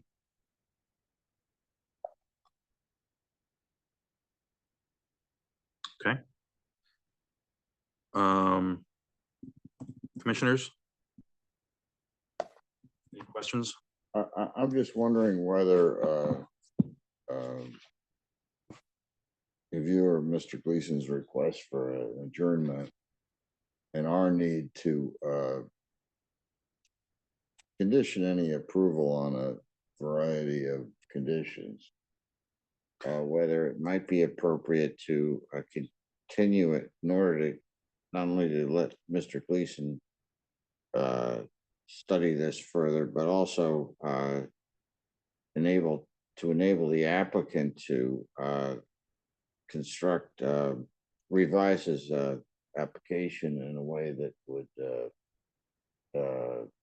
set out the various conditions that he was agreeing to. Agreed, and also provide a photometric plan that we're looking for, because I do agree, Mr. Knowles. It's, we've run through this a number of times on various applications, whether it be Grace Farms or Country School, right? Where structures are built and there's or even the field club, right? There's structures built and there's the actual light bleed to a property line that is a measurable number. There's perceived light as well, that there is no foot candle measurement for that, but you just happen to see a tower of light. But the one thing we can regulate is the actual measured light bleed onto or across a property line, and then we need to have a photometric plan to understand that, so we can definitively point to it and say either there is or isn't any light bleed, and be certain of that. Would you, speaking to the applicant, would you and your client be amenable to continuing this to next month in order to provide that information on the photometric, as well as allowing Attorney Gleason to do his homework on what's been submitted? I think that we would, Mr. Chairman, that makes sense. But just to speak to some of the noise complaints, I would respectfully request that the same way that we're being held to a standard of some scientific certainty, that there is some scientific certainty as to the actual noise that's being generated and produced by the offending batting cage. Like they're saying, well, it's 120. I never saw that number in some of the research that I did as for struck balls, right? So it's nice to get up here and say that the lighting is, the noise is X, Y, or Z, but without any actual objective testing. I agree, and that would fall on Attorney Gleason as a representative of the neighbor to provide that information, either supporting his claim or maybe even dismissing and saying, well, it's not going to be a problem. But I think, they should be given that opportunity. And I think to that end, you also have the opportunity, if you want to prepare some sort of competing or contrasting report that shows that the sound at the property line is not what he's saying. Right. You should obviously have that opportunity, because I'm sure his might say one thing and yours might say something different, but you should have, that opportunity as well. Well, I think at some point though, we're again chasing our tail a little bit, because the application was for the special permit for the lighting. I know that we have some information, some work to do in connection with the application vis-a-vis some engineering concerns that have been raised. And I'm in receipt of an email today from the building department, and they were looking for some additional information from us regarding some draining issues. But again, I don't know if the burden is on the applicant to get information or provide information regarding noise, when if we didn't have any issues with the engineering department, the batting cage would be as of right, because it's situated within the setbacks, and there's no prohibition on a batting cage, unless I'm misunderstanding something. I hear you, and I was about to bring up the same point. I guess the only relationship I see here is that by having the lights, you are extending the duration of potentially using No, I understand that. But this, and therefore the noise can extend, what may be acceptable at 10 a.m. on a Saturday morning is not acceptable I at 10 agree. p.m. on a I Saturday agree, night. and I just don't know, like, if we make the decision to abandon the lights, let's say, then we clear up the issues with regards to the engineering concerns, and the batting cage could be used as is. Right. Correct. If you give up the lights, then you aren't before us. I'm sorry? If you gave up the lights, then you would not be before us with an application. No, I And so understand. then we wouldn't have the purview to, No, think about health, safety, welfare, that sort of thing. No, I agree. I think we're all sort of agreeing, but like I said, I'm trying to not make this a tempest in a teapot. And I honestly feel that there's been a lot here that is somewhat subjectively based, obviously, with the neighbor's concern. And it's nice to just get up and say that there's certain noise elements and light elements without any, factual predicate for it. Well, there's no real big stretch of the imagination in here that a batting cage makes noise and you're using the lights into the night, right? So we're trying to reconcile both of those and come to some sort of an amenable solution that works for you and the neighbors. Of course, Mr. Chairman. So, and like I said, we're not trying to be difficult. We're trying to be neighborly. Yep. But So let's- like they say, good fences make good neighbors. So maybe that's what we need. quite possibly. So let's postpone this till, we'll continue this into next month. Give you time to produce the lighting information we were looking for. And then we'll let the neighbors and their attorney respond accordingly. Very good. Mr. Chairman, also with Just that, note that because of the Thanksgiving holiday, it's November 19th, the next P and Z meeting. Mr. Chairman, also I'd note that depending on the light bleed issue, depending on how much there is, if there is any, that brings up the issue of screening. If there's no light bleed, maybe you don't need screening or need reduced screening. And so a screening plan might also be useful at that juncture. And I would note also, for example, in other sports courts that have come before this commission, there have been, call it tarps and other things hung on the fence line that mitigate sound. Certainly that could be something that the applicant may want to explore, as well as a comfort level regarding hours of operation, let's call it that. In the field club case, was there a standard, a scientific standard set for the photometric survey that was done? Yes, that was done. So the field club had pre-existing lights that dated back to probably the 70s or the 80s. So asked another way, is there a standard that the town will not allow lighting at the property line to exceed? Planning and zoning is held to the lighting requirements outlined in the zoning regulations, which I believe is section 6.11. And that is what the commission is held to, being able to hold any property to the standard of. Okay, Pretty good. thank you, Ms. Carey. Great. Thank you. Thank you very much. Good evening, everyone. For your time. All right, it's 10 o'clock. We'll hear 96 Turner Hill Road. And we have a couple more items here. We have 23 Frogtown and the zoning regulation amendment. We can push that into next month. 23 Frogtown, can we push that into next month? This month, but Probably gonna have an hour of Yeah, we are. deliberation. I think we're gonna have to push 23 Frogtown into next month. I We'll put you apologize. first on the agenda. Yeah, you'll be first on the agenda. Sorry to make you wait.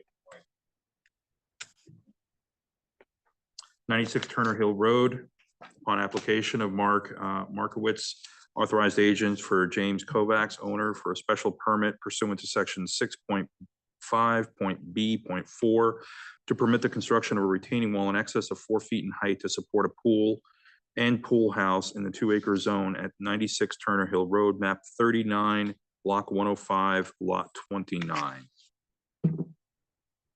Hello. Good evening. Good evening. My name is Mark Markevich. I'm the architect and I filed the application. I'm also, Oh, yeah. Press the button to get it green. A little harder. There you go. hello? Okay. My name is Mark Markevich. I'm an architect and I filed this application for the owner who is with me tonight, Jim Kovacs. And I believe we also have the site engineer, Brian McMahon from Redness Mead, who will participate if needed. I have a PowerPoint I'd like to show you, so I'm just trying to join the Zoom.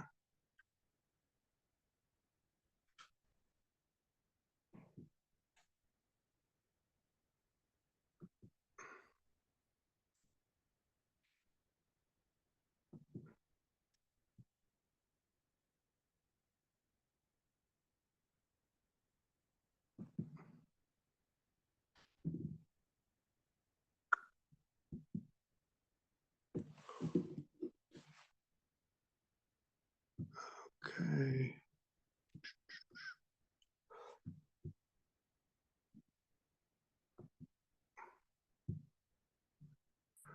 Okay, let me do this screen share.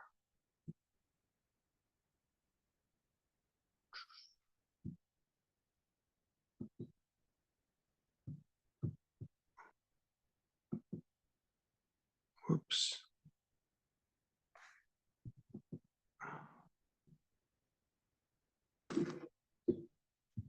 I'm not sure. Can you maybe, what am I doing wrong here?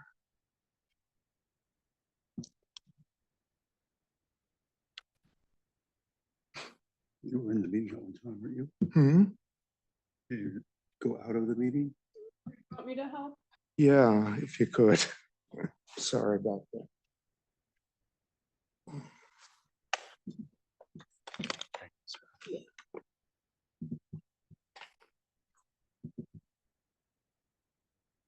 What do you have it open in? Is it in? Um, oh, No, I didn't. okay. So you need to open the file wherever. Okay. It's on the desktop. No, that's a different one. That's the Elliott noise on Yeah. Country Club. No, same. Trying to get to the desktop. Oh, there it is.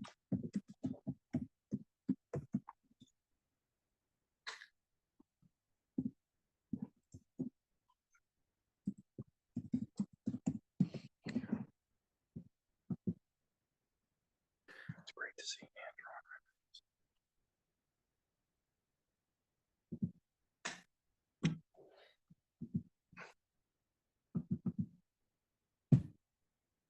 Mhm.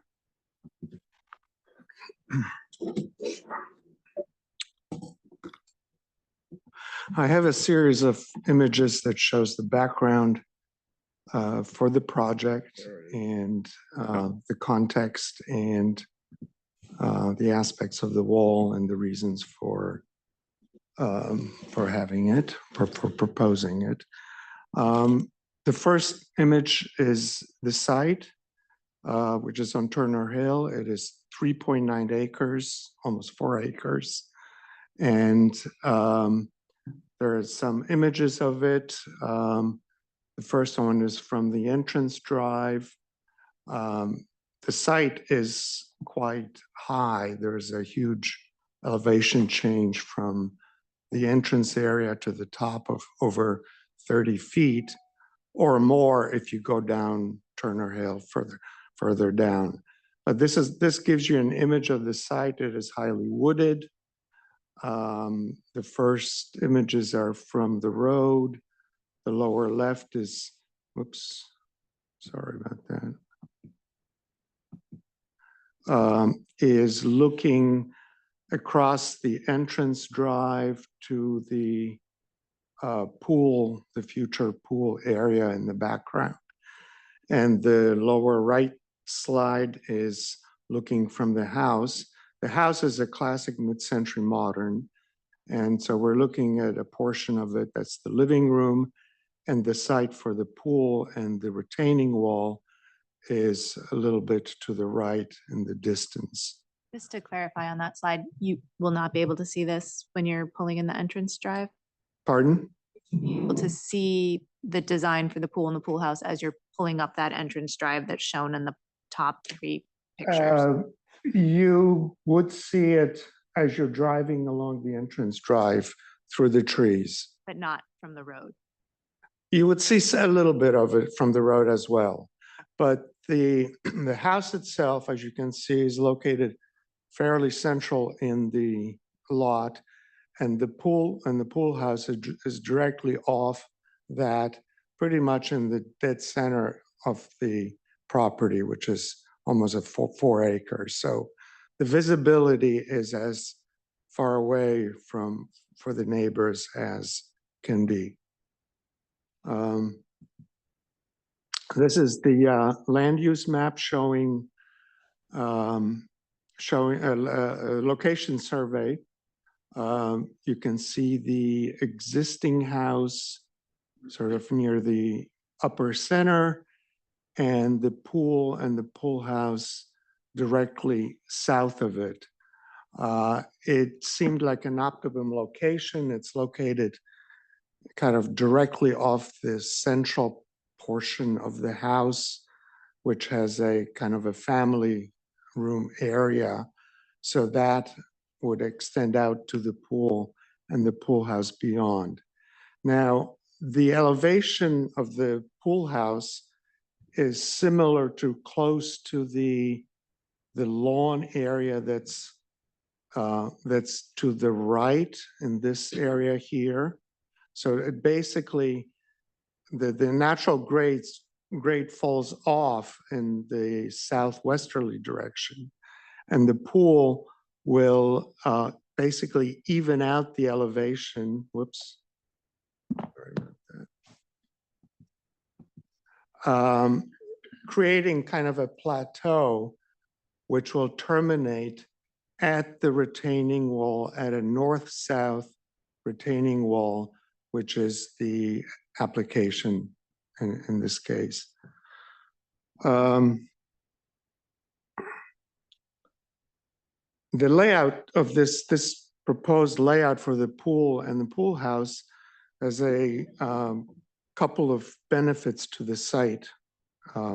One, the proposed wall and the pool house form a barrier and will contain to some extent any stormwater and runoff. And the other is the retaining wall avoids doing major regrading, which would affect mature trees that are to the west of the pool at present. So between where the pool would be and the driveway. Correct. Looking a little bit closer, this is a plan of the swimming pool and the pool house just south of that. The wall in orange is the retaining wall we're talking about, which starts low at the upper end and increases in height as it goes down the slope towards the pool house. Whoops, sorry about that. It engages the pool house and actually becomes the exterior wall of the pool house itself. Now, the image on the upper left is a detail of the wall, which really has two parts. I mean, there's the retaining wall portion, which is structural, and you can see the concrete core, reinforced concrete core, which of course stops at grade level.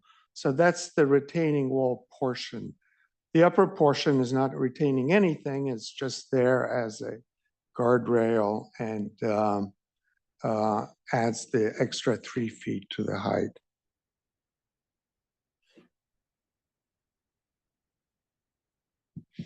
Oh, yeah. This shows you the sections through the swimming pool and how they relate to the existing grade that's shown in the dotted line going across the pool in different directions.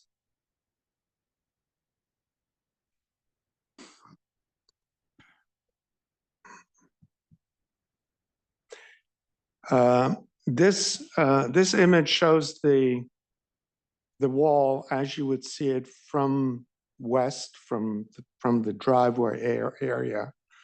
And it also shows an existing stone wall, which is part of the current house, so that this wall to the left is existing, and the new wall would match the stonework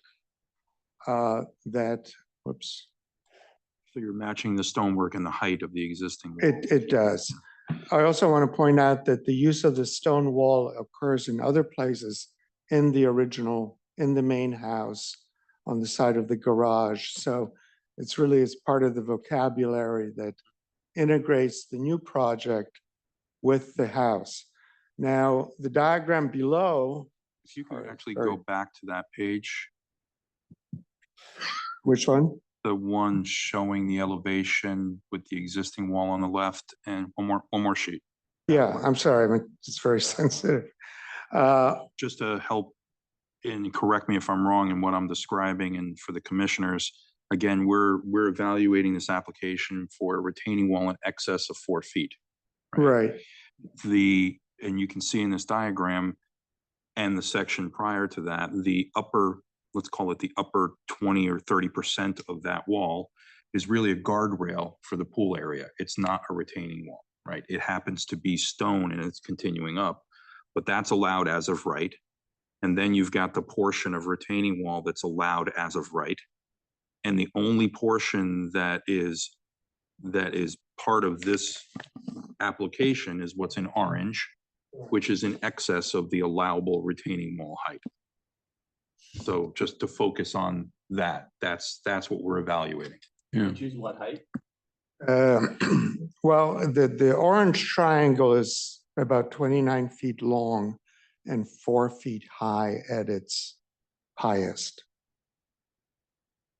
It would look like its highest it starts at 4 feet and just continuously drops into a smaller height because it's a triangle. So. it's Well, not it starts 4 at a feet for any kind point. of run. Yeah.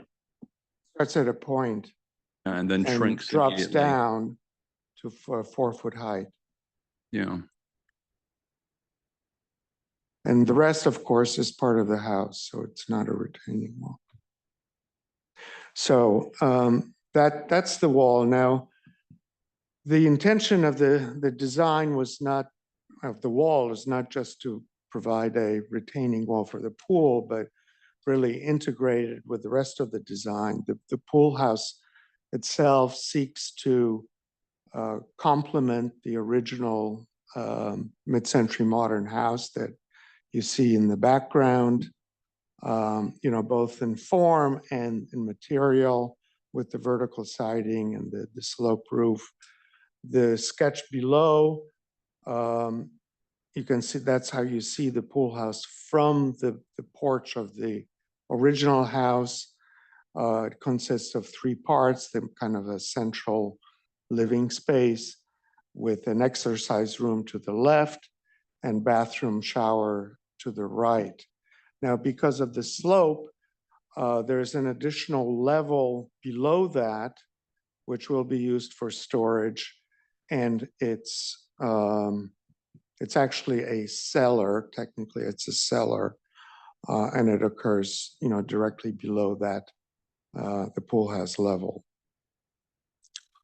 These That are the portion- elevations. That portion is, technically, that portion is part of the pool house structure. Yes. Not part of a retaining wall.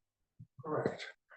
As in these elevations, you see west elevation is a continuation of the stone wall, but it is the exterior wall of the pool house. So can I just break in for a moment? So, a couple, I first of all, I appreciate the description of the project. But I'm trying to focus in on what we are actually trying to approve or not approve, and it's obviously that triangle of orange retaining wall. Correct. Only. And you're giving us the description of the project as a context and an understanding to that little piece of wall that you. Right. I was trying to make the point that the wall is integral to the overall mid-century modern house. And Let's go to the mid-century modern house since you brought all this up. When was it built? in 58, So it's actually mid-century modern. It wasn't a recreation of something. And the new pool house, how many square feet is it? 800, That's only 800 square feet? not including the lower level. So just above grade, it's 800. Right. And is that a garage door that we're looking at? It is, just for ease of, Not for cars? no, Just for access? right. Just to clarify, everything involved with the accessory structure is permitted as of right, so there's no purview within the commission of. That's where I was going. Just what are we looking at to approve? It is truly just the retaining wall and it's. No, I think I understand that now. So just a comment about the overall project, and it's not a comment about what you're requesting. It's really interesting and really nicely done. Since you've given us the time to explain it, I'd like to respond in that way. But we really need to focus on the approval of that orange triangle. Right. At the point, this Commissioner Chris, that the retaining wall that needs special permit, her approval by the commission is integral to the structural integrity and design of this this expansion. I kind of get that. Yes, You're also stating that it would be skinned in a similar way to the rest of the structure on the property. it'll have the same stone face. I mean, that'll be literal reproduction of the other wall. And actually, whoops, you can see the top elevation is the full elevation of what's there up to the little stair that's in the middle. And everything to the right is the new wall and the, including the triangle and the bottom here. And this is just to note that that kind of vocabulary was very much popular, among the mid-century modern houses. There's Marcel Breuer, et cetera, Elliot Noyes, and so on. In the grand scheme of things, this seems to be a relatively small wall We'd like to as think, part of a well-designed structure, sympathetic And to it's- the rest of the envelope of the property.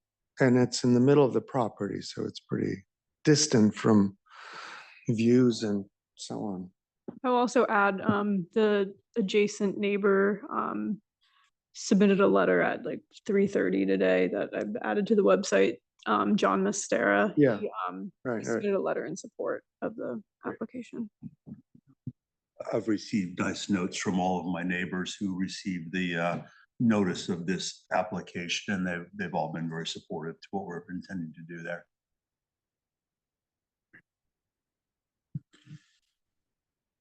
Commissioners, anything further? Well done. Very well done. Anything further from your side? Thank you. You're good? Thank you. Public So- comment? Yeah, oh, Oh, there is. correct. I don't know if there is any. Public Uh, Mr. Rucci, you gonna speak to this one? I am sort of a neighbor, but no. Is there anyone in Zoom world? Nope. So no public comment. Thank you. This application is closed. All right. Hooter. Well, you Okay. have to go Oh, I through see. the rest of the applications. Right, right. You'll be at the end, but you're good for now. Thank you. Thank you.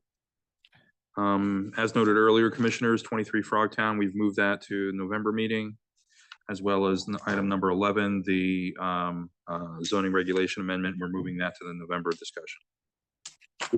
So going back, let's go back to the open items. The big hot potato of the night, which is 112 Main Street.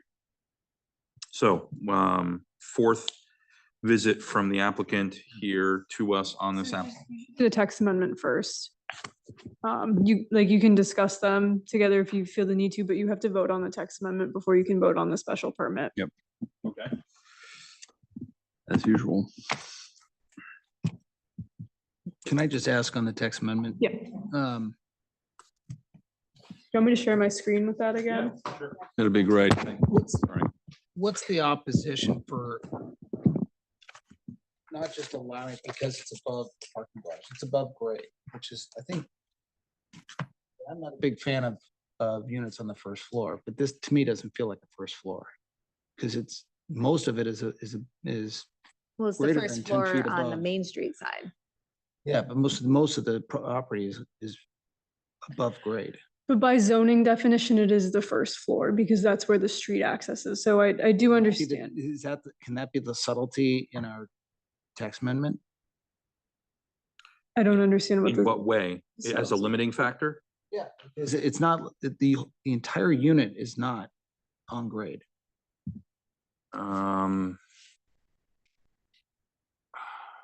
As I'm reading this is that the, But what would make it distinguishing? Because if, for example, if that was a basement, full basement level, as opposed to an accessible garage, then you would still have a level below it, but it would still be on grade.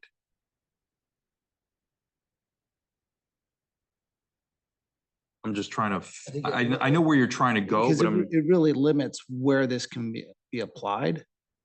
well, I think that's where that's where the things come in.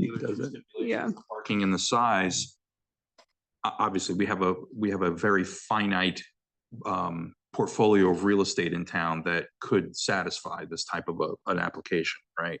And putting some guardrails on it, whether it be the square footage or the parking or some combination of the two, would help to control the level of development. Because the last thing we want is, and I'm making it up, like Franco's Wine Merchants, right? To all of a sudden decide, well, the front half of my building I'm going to keep as wine, but the back half I'm going to turn into an apartment. You don't want that to proliferate through town, right? That's what everyone's afraid of. And I completely understand that. So by putting a limiting factor of the size and possibly the parking on it, would help to do that, because not currently, other than certain properties like, I'm just thinking like behind the old Dunkin' Donuts, there's the alley back there. They have some kind of parking back there. So they could argue they have a parking spot kind of thing. But most of That wouldn't be on site because that's not their property anymore. Okay. That's why I specifically chose the on-site Right. language, because it would disqualify so many properties. Is the Franco's concern that it's one unit, right? That you have a wine store in the front and then you have one unit in the back? Or is it that there's simply a ground floor unit? I mean, I have no issue because of the fact that you're maintaining the retail frontage with the depth. I think either 20 or 30 or 25 or whatever we're doing, right? That's what the visual, perception is. You're walking down Elm, you're walking down Main Street, you're not seeing anything, but in the back, there's a residence, right? Yep. Okay, it's not changing the character of what it is today as you walk down. Correct. So, I mean, the C and the D, I don't think we need to limit, because it's not really impacting the character and the feel of the retail component of the ground floor. But if the chair is saying that you're concerned about, just one unit, then I think that's a different argument than maybe it could be, you have to have a certain number of units. Well, so this in a wouldn't building to have a ground apply. floor unit.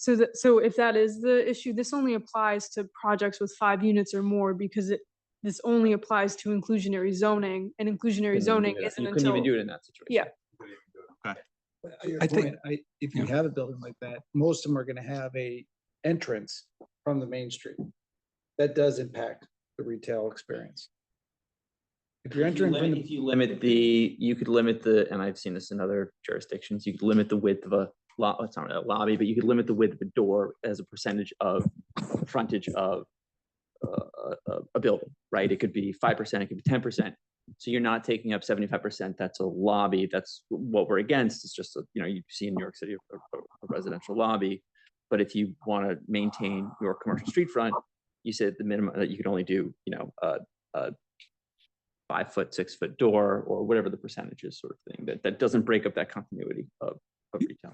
We already have that, though. If you have office above, you already have an entrance generally in the main street. So that ship sailed. Right. So I'm not particularly concerned about that. The integrity of the sort of Main Street, maybe main in quotes, retail spaces on grade on the shopping has been preserved by this. Right. So we have that. I'm more on the 30 feet than 20, I'll say, right now. I agree. And I think if I had to pick C or D, I would probably pick C. I would find that useful. I can live without the parking. I think there are other solutions that may be better, though I think many developers who want to pursue this are going to find a way for parking on site somehow. But this really only applies to big buildings where you have size, where you can put something literally in the back that fits, and it kind of fits here, given the slope, given the size of the building and the rest. So if it were me, I'd take this, I would include C, but not D, and I change it to 30 feet. I think that is a reasonable solution that narrows it enough without too much. I think we should consider the parking provision as well, because I don't know, but I just don't see in this day and age the adequacy of one parking spot and no parking spot. Right now, there's no parking spots required, right? So, you know, to put in a bunch of units and there's no parking required. And they say, well, because they mostly use it at night, it's not gonna interfere with the, parking needs, they'll be able to use the parking that could be used. Well, look at this parking lot next to the, when I got here tonight, the entire, parking lot was completely full.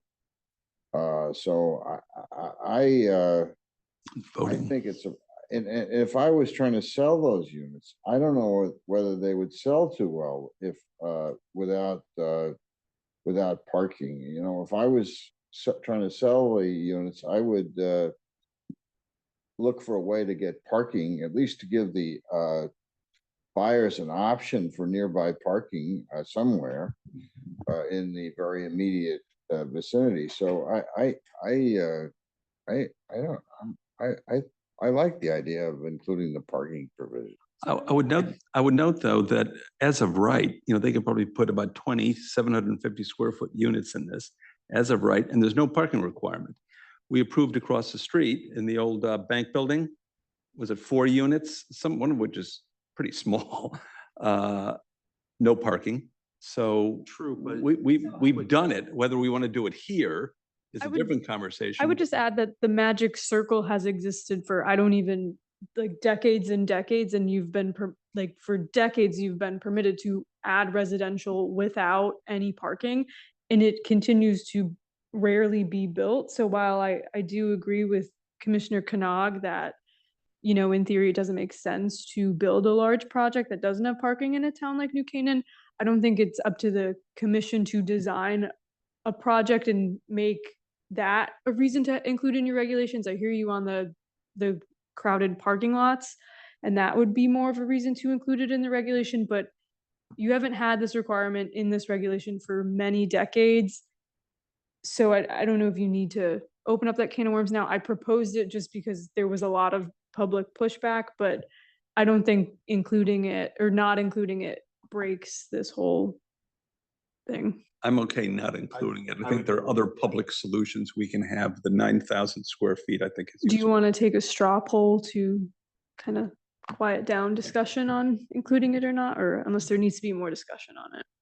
I mean, I just think when you think about a parking requirement, you're going to disincentivize anybody to build it because of the expense of parking. I'll tell you right now, in New York City, they are about to pass an amendment that is going to not require residential parking anywhere.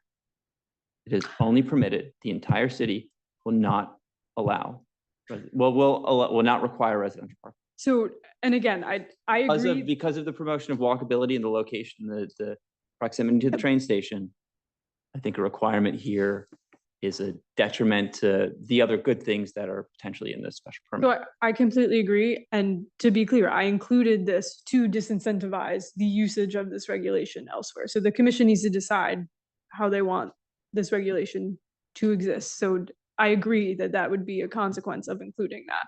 So there's the regulation that I would craft if I was not rethinking, but thinking in light of our new POCD, how we want to shape downtown in the future.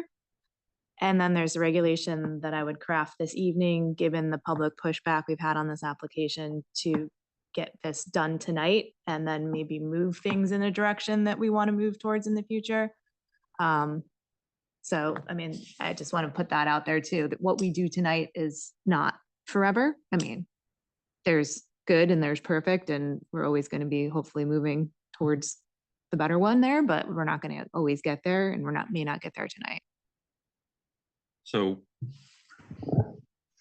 I think as we saw on Burtis with the developer there and was seeing here, any developers coming to our town that are considering a larger scale development, they're going to be looking at a parking solution for their buildings. Yeah. I think it's a naive assumption that we're going to be building residential units in the downtown area that are strict walkability with zero parking capability. I don't think in New Canaan that could be possible in New York City, and probably half the population that lives in New York City doesn't own cars, or probably more. That's never going to exist here. It's a convenience to have a walkable town to be able to get to the train, but that means you're still going to have a car.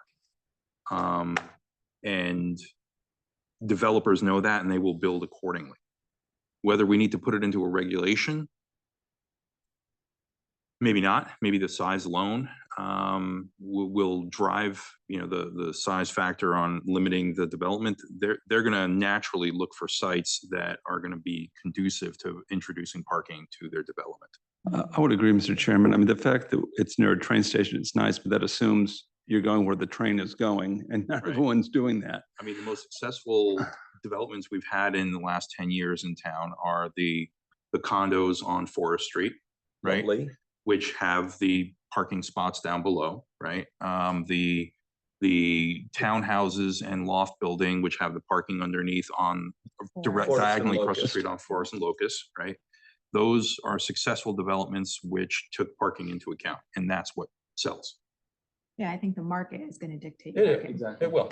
Yeah. I just don't think it needs to be a requirement, but the market will dictate whether there needs to be spaces or not. And I mean, obviously we saw that they're going to put in 12 spaces, and right, there's no requirement right now. So it's all permitted parking. So They got I don't think it lucky. needs to be a requirement, but- They got lucky with this building, given the hill, given the size of the building, given adjacencies. So they're taking advantage of it. So, good for them. So, just to keep us going here, so do I hear agreement on two things? The rewritten text amendment modifying the depth of the retail spaces to 30 feet, and then keeping the line about the subject property being in excess of 9,000 square feet.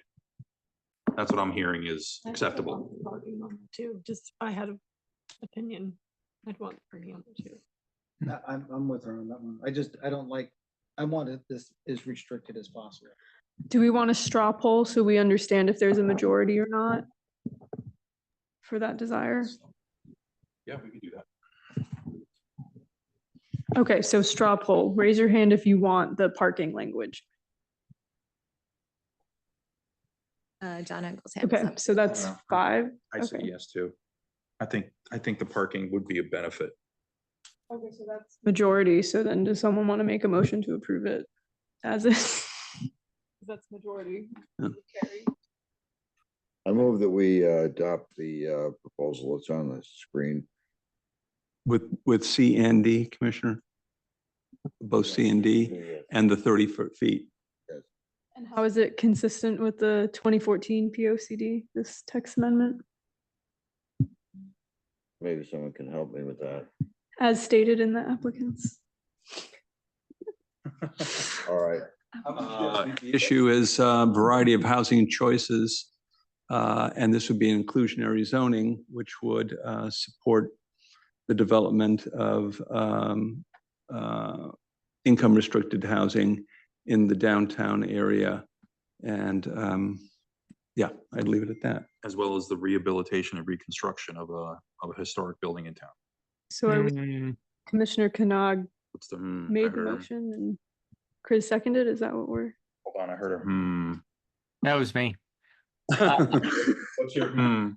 I'm struggling with, I like the project. I like a lot of things about the project, but nothing about this text amendment has anything to do with historic preservation. And I'm thinking back to the Red Cross building application where the applicant said, hey, it's historic. And we said, no, it's a historic reimagining.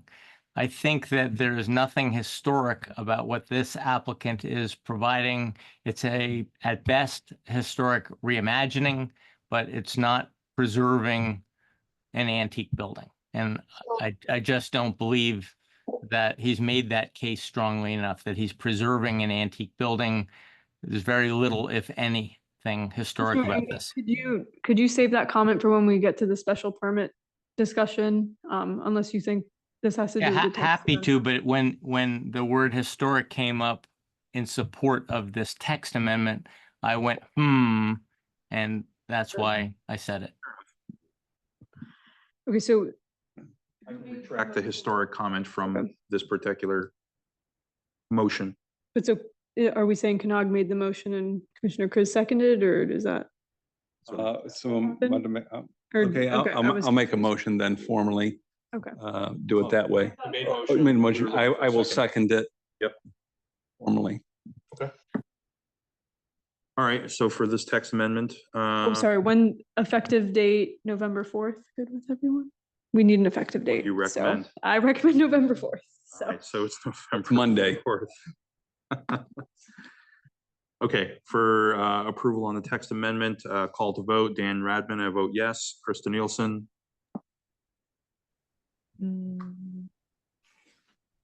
No?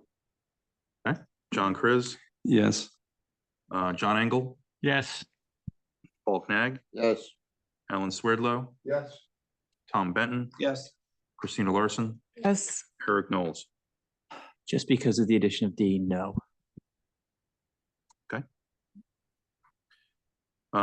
This one passes. Now on to the application itself, 112 Main Street.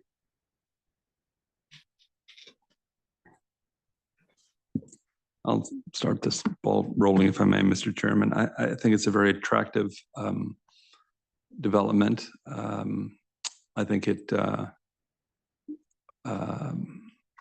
I like the aspect of affordable housing in our downtown area. I think that's a nice addition.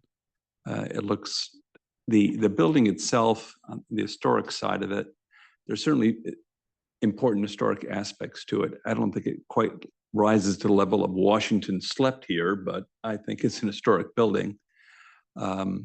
It certainly has gone through some hard knocks in past years with a major fire and so on. Okay. But certainly the many people involved here, involved with the building, Mr. Redmond himself, and charities that emanated are still alive, in existence, doing good in the community based on this building. Sort of the origins of the Black Baptist Church in town was in this building. So I think there's some aspects to it certainly qualify, at least in my mind, as historic. Again, not quite George Washington slept here, but still historic. But I think it's a well-designed building. I think it will add to the vibrancy of the town. I like the preservation of retail on our Main Street. I would hope and expect that the retail would be improved from current conditions. I think it's beautifully designed. I think they did very well with the top floor too, and some of the changes. So I like it. The points I would make as far as conditions, I'm very sympathetic to the comments from the Chamber of Commerce on signage, pathways, the covering of the sidewalk and so forth, as well as parking management. I think those things need to be sorted out. As regards some of the structural issues with the neighbors, Ms. Carey mentioned that the building inspector is going to end up doing that. So I'm willing to defer to the building inspector to see that that's properly enforced. It sounds like that is in very capable hands. So those are some of my thoughts at this point, Mr. Chairman. Okay, thank you. Just to capture all the conditions, if we can, all the same things on the building, I think it's beautiful. No storage on the south side of the building. Yep. No umbrellas on the 4th floor. Correct. That they replace this sidewalk trees with equal sized trees. I know they said they have to deal with the state. I want to force them to have to deal with the state. I think that is a slippery slope. I know the town has challenges frequently with the state responding in a timely manner and, changing their minds on things. So I think it's difficult to condition something that we have to enforce when they're at the mercy of a body we have no control over. Well, we're not giving them a time limit on restoring or replanting the trees. We're just telling them we want trees replanted. Okay, so as long as you clarify in that condition, because the problem is if you don't, I can't sign off on the CO if the conditions aren't met. So just clarify, like, can I sign off on a CO if the trees aren't in? So yes. That's okay. Condition that there's no additional items added to the roof other than what's in the plan? Additional, Maybe equipment added to the roof, to be more specific? no mechanical equipment on the roof. Yeah. I mean, they have some boxes up there. I'm not sure what's there, but nothing additional. Nothing in excess. Additional lighting. Um, So I mean, rather than a, know this, know that, maybe just mechanical plan, like roof mechanical plan as presented, As presented, lighting yes. plan as presented, just so it's clear. and an effort made to add noise canceling acoustics. Dampen the HVAC equipment. At the equipment corral. Corral. And then parking management being run through town planner. Correct. And then also the requirement for third-party inspections on neighboring properties for the duration of the construction. And no left turn. Right hand out only, correct. One last question. Did anybody have an issue with the size of the signage above the parking? If you look at things pretty in your face, it could be really downsized and have the same effect. Well, we're not approving signage as part of this application, are we? I mean, let me check the regs on if it's different for parking signage, because typically the signage is more for advertising businesses, and developments themselves. So just give me a moment, but, I got behind after the parking management approved by town planner. What was the final one after that? Third-party inspections for the neighboring properties. Okay. And then explain to us the historic preservation designation requirement. Okay, so let me pull up the regulations. But essentially 3.5 stories is the maximum permitted. By definition, they're asking for 4 stories. We have a provision in the zoning regulations that they can ask you all to designate the structure as a historic building if they meet certain criteria, and then you can grant them relief of certain dimensional requirements. The regulation is very broad, so you all, they submitted that report by Todd Bryant, kind of reviewing the history of the structure. So you essentially need to just confirm or disagree that the documentation provided meets the requirements of this historic designation regulation, which I will again pull up momentarily. And Sarah, if we approve this as a historic structure that therefore allows us to make an exception for the 4 stories, as I read it, they have to, any changes have to still come back before us to Correct, the yeah. structure. Like Yeah, we so- now have kind of control over the exterior of this. Yeah, so, structure. whereas usually if you're changing the facade in downtown, you need a site plan. This is clear that if you're changing anything, you need a special permit and you have to go back to the commission, so you have even more say. It also says any changes of uses to the structure also needs commission approval, which I do think is redundant because that is a given, but the commission does have say over everything that then happens to this building. But again, so basically, and I'll share my screen for you all. And for anyone that has the zoning regulations open, what I'm pulling up is on page 183. But it basically, you all need to just find that the structure either, and it's these 6 or 5 different items, basically exemplify or reflect the broad cultural, political, economic, or social history of the nation, state, or town, identified with historic personages or with important events in the national, state, or local history. Additional items. So as long as you can confirm that, then you have the authority to grant them the relief of the 4th story. So I'm glad you pulled these regulations up because they clarify the word historic. This building has nothing at all to do with historic preservation. that term should not be used anywhere.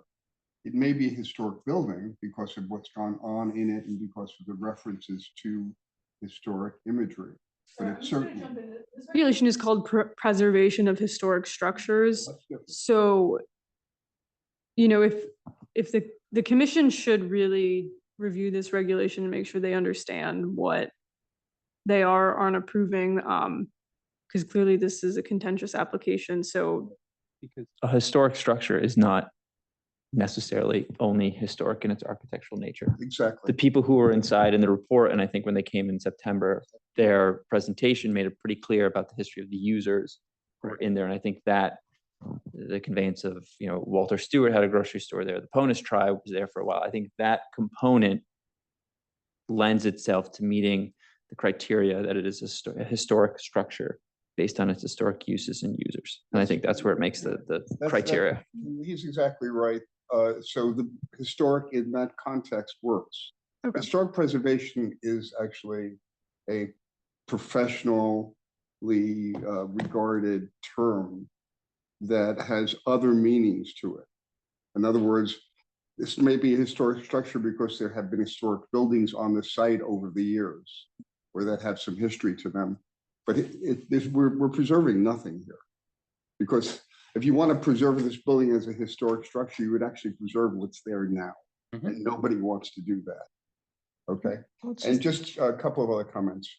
One, I think I sent to you, Sarah, the spec for silent condensers and asked you to forward it to them. yes, I received that email. I'll Copy send that to them. you on that, Dan, if you're interested in that.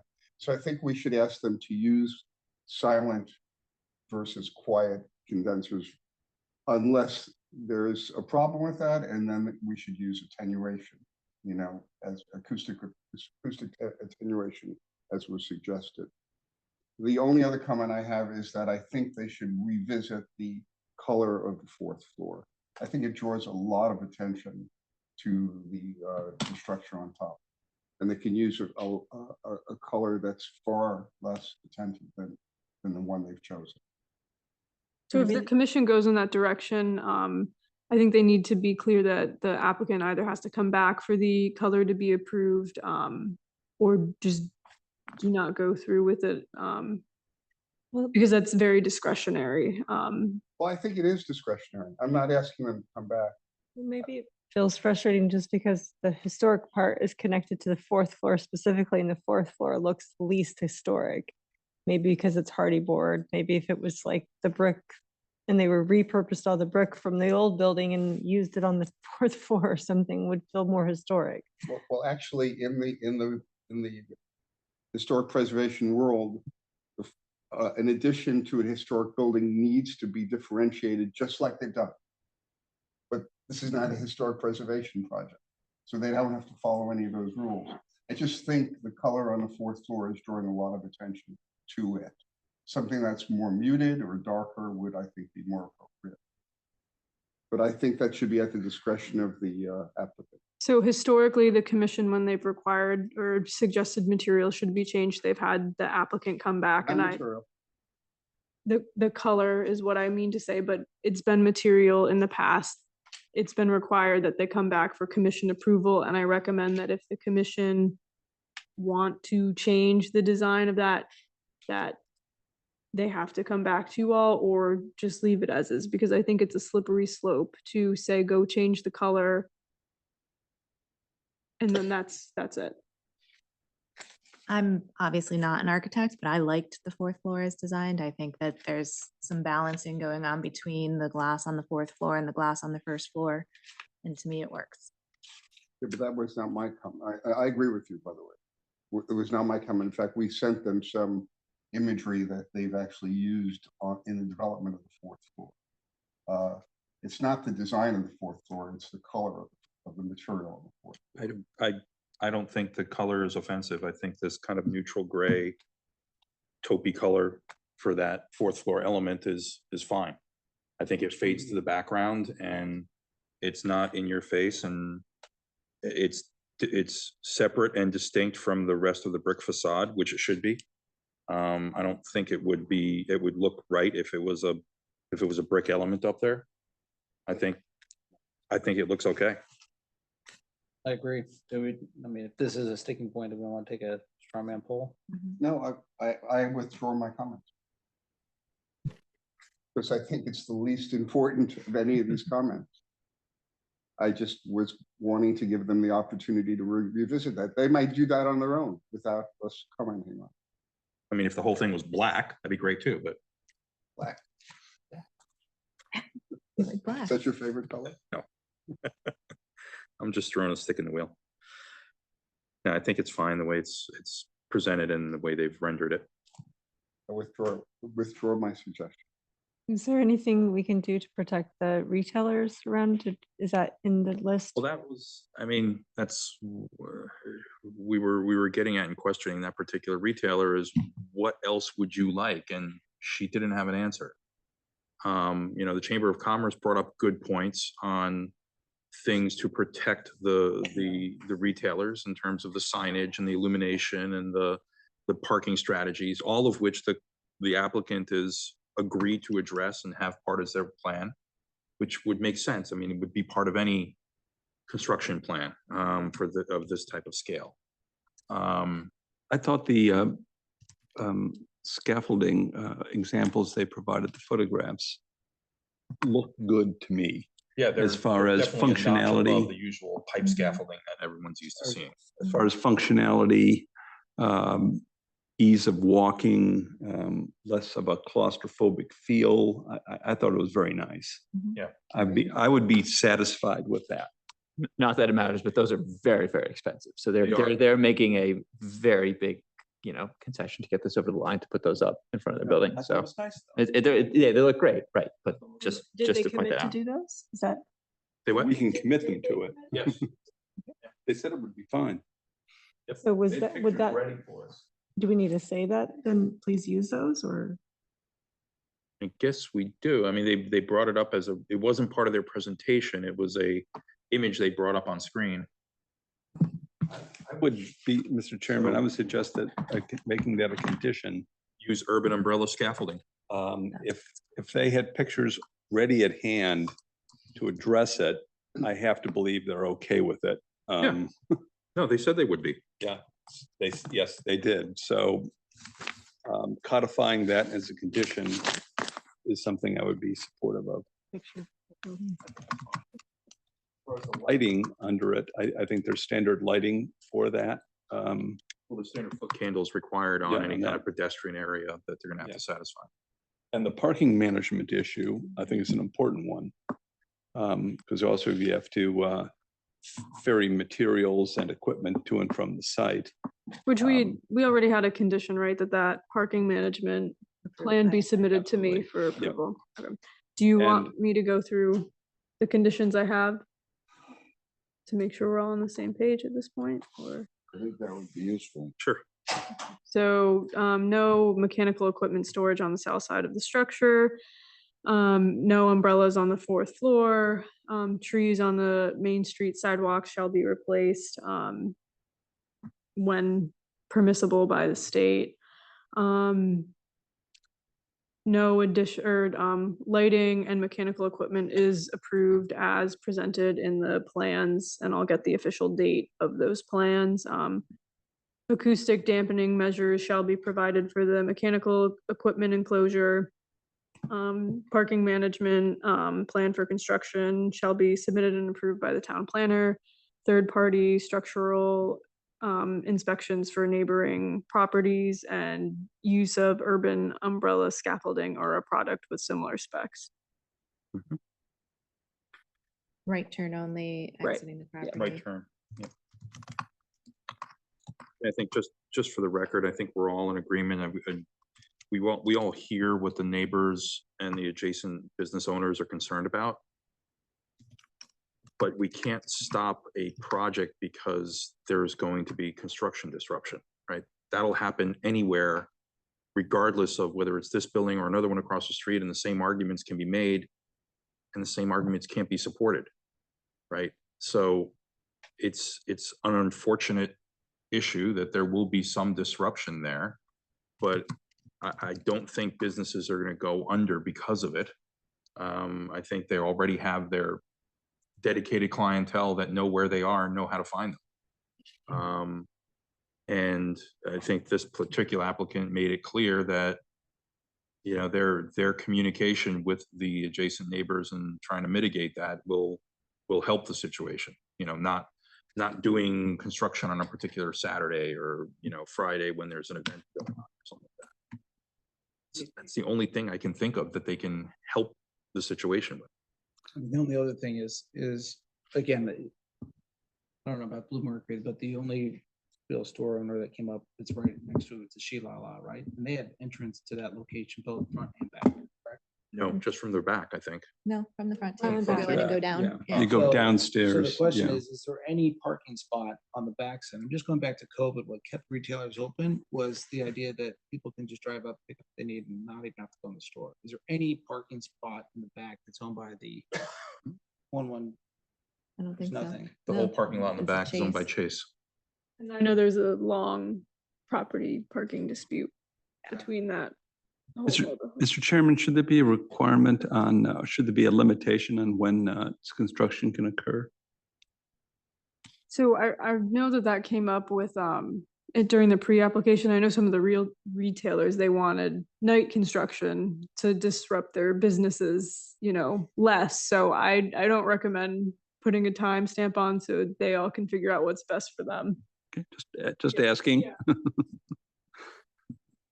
Fair enough. I have a question on the first floor plan with our list, the 30 feet. Is this, I don't see a measurement on there. Is there existing retail on this at 30 feet now, or is it at 20 feet? 31, I said.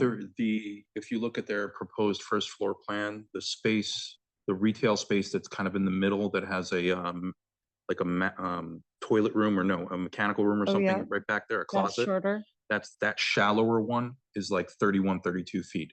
or longer? Yep. Well, of the stores there now, there's the Spice Store, which is very deep. It's much more than 30 feet. Mhm. They're the two vacant ones, which are now political party headquarters, which are very deep. And then there's what, Connecticut Muffin, Mhm. which is That's in the kitchen. less deep, but not too shallow. It's less deep than the other ones. Because as you know, the building sort of jogs in at the moment. So, But to the applicant's point, they'll have the ability to combine spaces as currently shown to give the opportunity to have a larger tenant. Sarah, do our regs make them come back if they combine? So I mean, this, historic designation, honestly, they do anything, they have to come back, Okay. but just combining spaces really only if there's a change of use. Would you So then? so potentially if it's two retail spaces next to each other and they build it out and then in the future they want to, so a new tenant comes in and wants to combine it, they don't have to come to us, they can just do it as a But if reg. they didn't change any of the facade, just combined it internally, would they have to come back?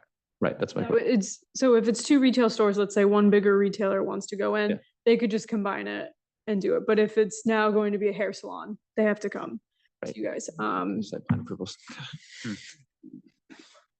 But also, retail A has a maximum, you can only have like, I think a 5,000 square foot retail store anyway.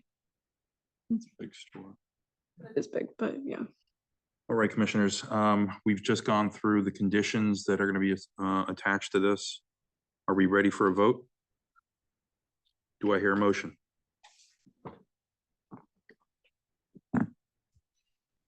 I'll motion to approve. Do I hear a second? Reasons for, I'm looking for a second first. I'll second. I'll second it. I'll second. Chris. Reasons. I think this particular project is aligned with our POCD, our 2014 POCD. Yes. in the redevelopment of our existing building stock in town and repositioning it for additional variety of housing in town, while still maintaining a retail component to the ground floor level. It's a creative reconstruction of the building to provide additional parking in town. And it's a design that is, I like the way Mr. Engel put it, what did you call it? Historic reimagining, right? It's a historic reimagining of the building in a design that is sympathetic and cohesive with the rest of architecture in downtown New Canaan. Also recommend having an effective date of November 5th. November It 5th? has to be after the text amendment. Okay, so effective date for this particular approval is November 5th, 2024. Does anyone else have any other? Ms. Carey, do we suggestions? need to opine directly on the historic nature? It's helpful to just address section 7.7.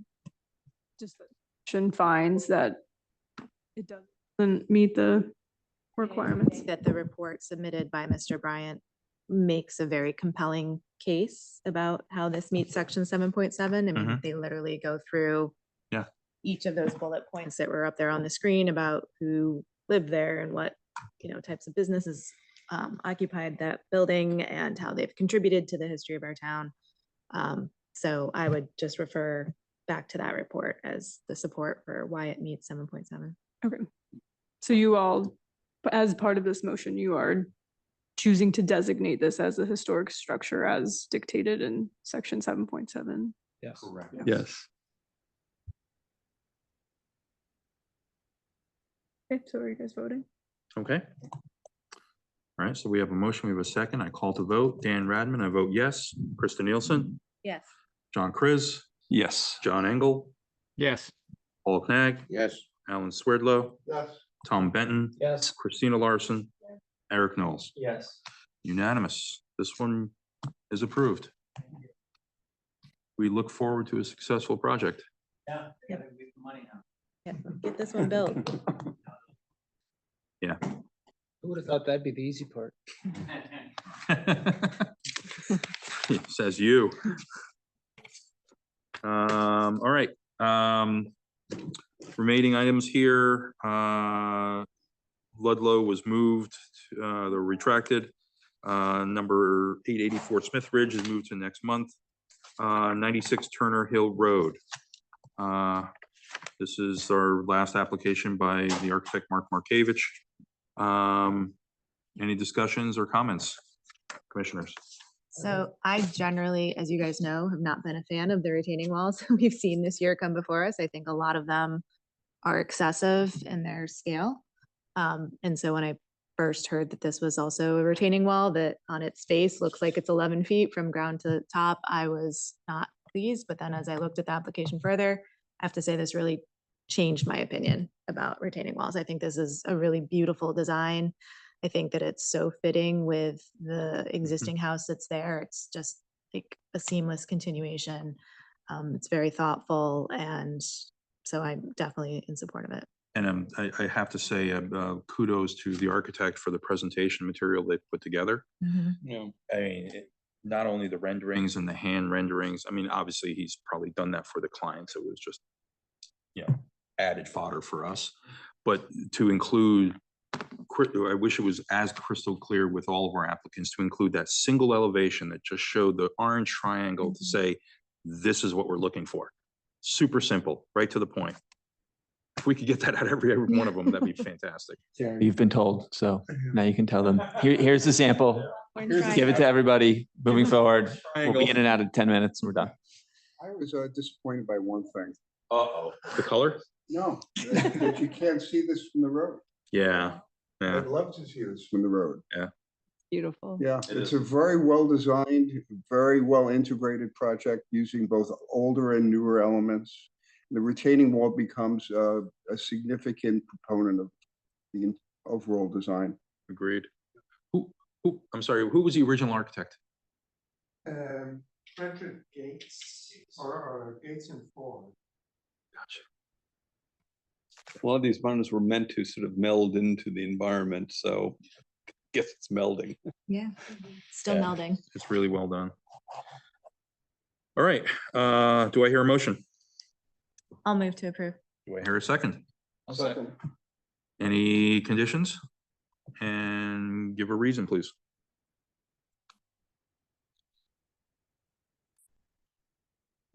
I'm lost in my own notes. Sarah, do we have to, I mean, they're gonna have to meet conditions of the health department and engineering. Yeah, and so I mean, those are outstanding items, but they can't get a building permit without. Right, then I don't have any other conditions. Okay. Call to vote. Dan Radman, I vote yes. Krista Nielsen, Yes. John Chris, Yes. John Engel, Yes. Hank, Yes. Alan Swerdlow, Yes. Tom Benton, Yes. Christina Larson, Yes. Eric Knowles. Yes. Approved. Thank you very much. Thank you. All right. Good night. Meeting P and schedule? Z schedule, everyone got a copy. Not much to discuss here. I mean, the dates are what they are. It's kind of hard to know whether there's going to be a conflict unless someone's getting married on a particular date and they know it now, speak up. There's the Everyone's schedule. either married or divorced at this It's posted online on the 2024 applications, and I think Lola emailed it to you all with the agenda. Okay. So if no one has any opposition to it, I'll just take a call of hands, vote in approval for the schedule, raise your hand. Unanimous. That's moved. It's good. And approval of the minutes. So we have September 24th, the regular meeting, the September 25th, the POCD subcommittee meeting, and October 10th, the special meeting that we had on the POCD as well. Anyone have a chance to look at them and any questions or comments or changes necessary? I just think I was on the Zoom call for one of the meetings I was absent, but I don't know. if I it's checked my notes. I had you down as absent, so. Yeah, I did too. On the point- 24th, I was absent, but the 25th? You were at you were at the subcommittee meeting, but you weren't. Yeah, I on the just didn't, I subcommittee. didn't list you as Okay. present at that one because you're not a subcommittee member, but Gotcha. I can add you. Same, show of hands to approve the meeting minutes. Unanimous approval on those as well. Meeting adjourned, everyone. Thank you very much for your time.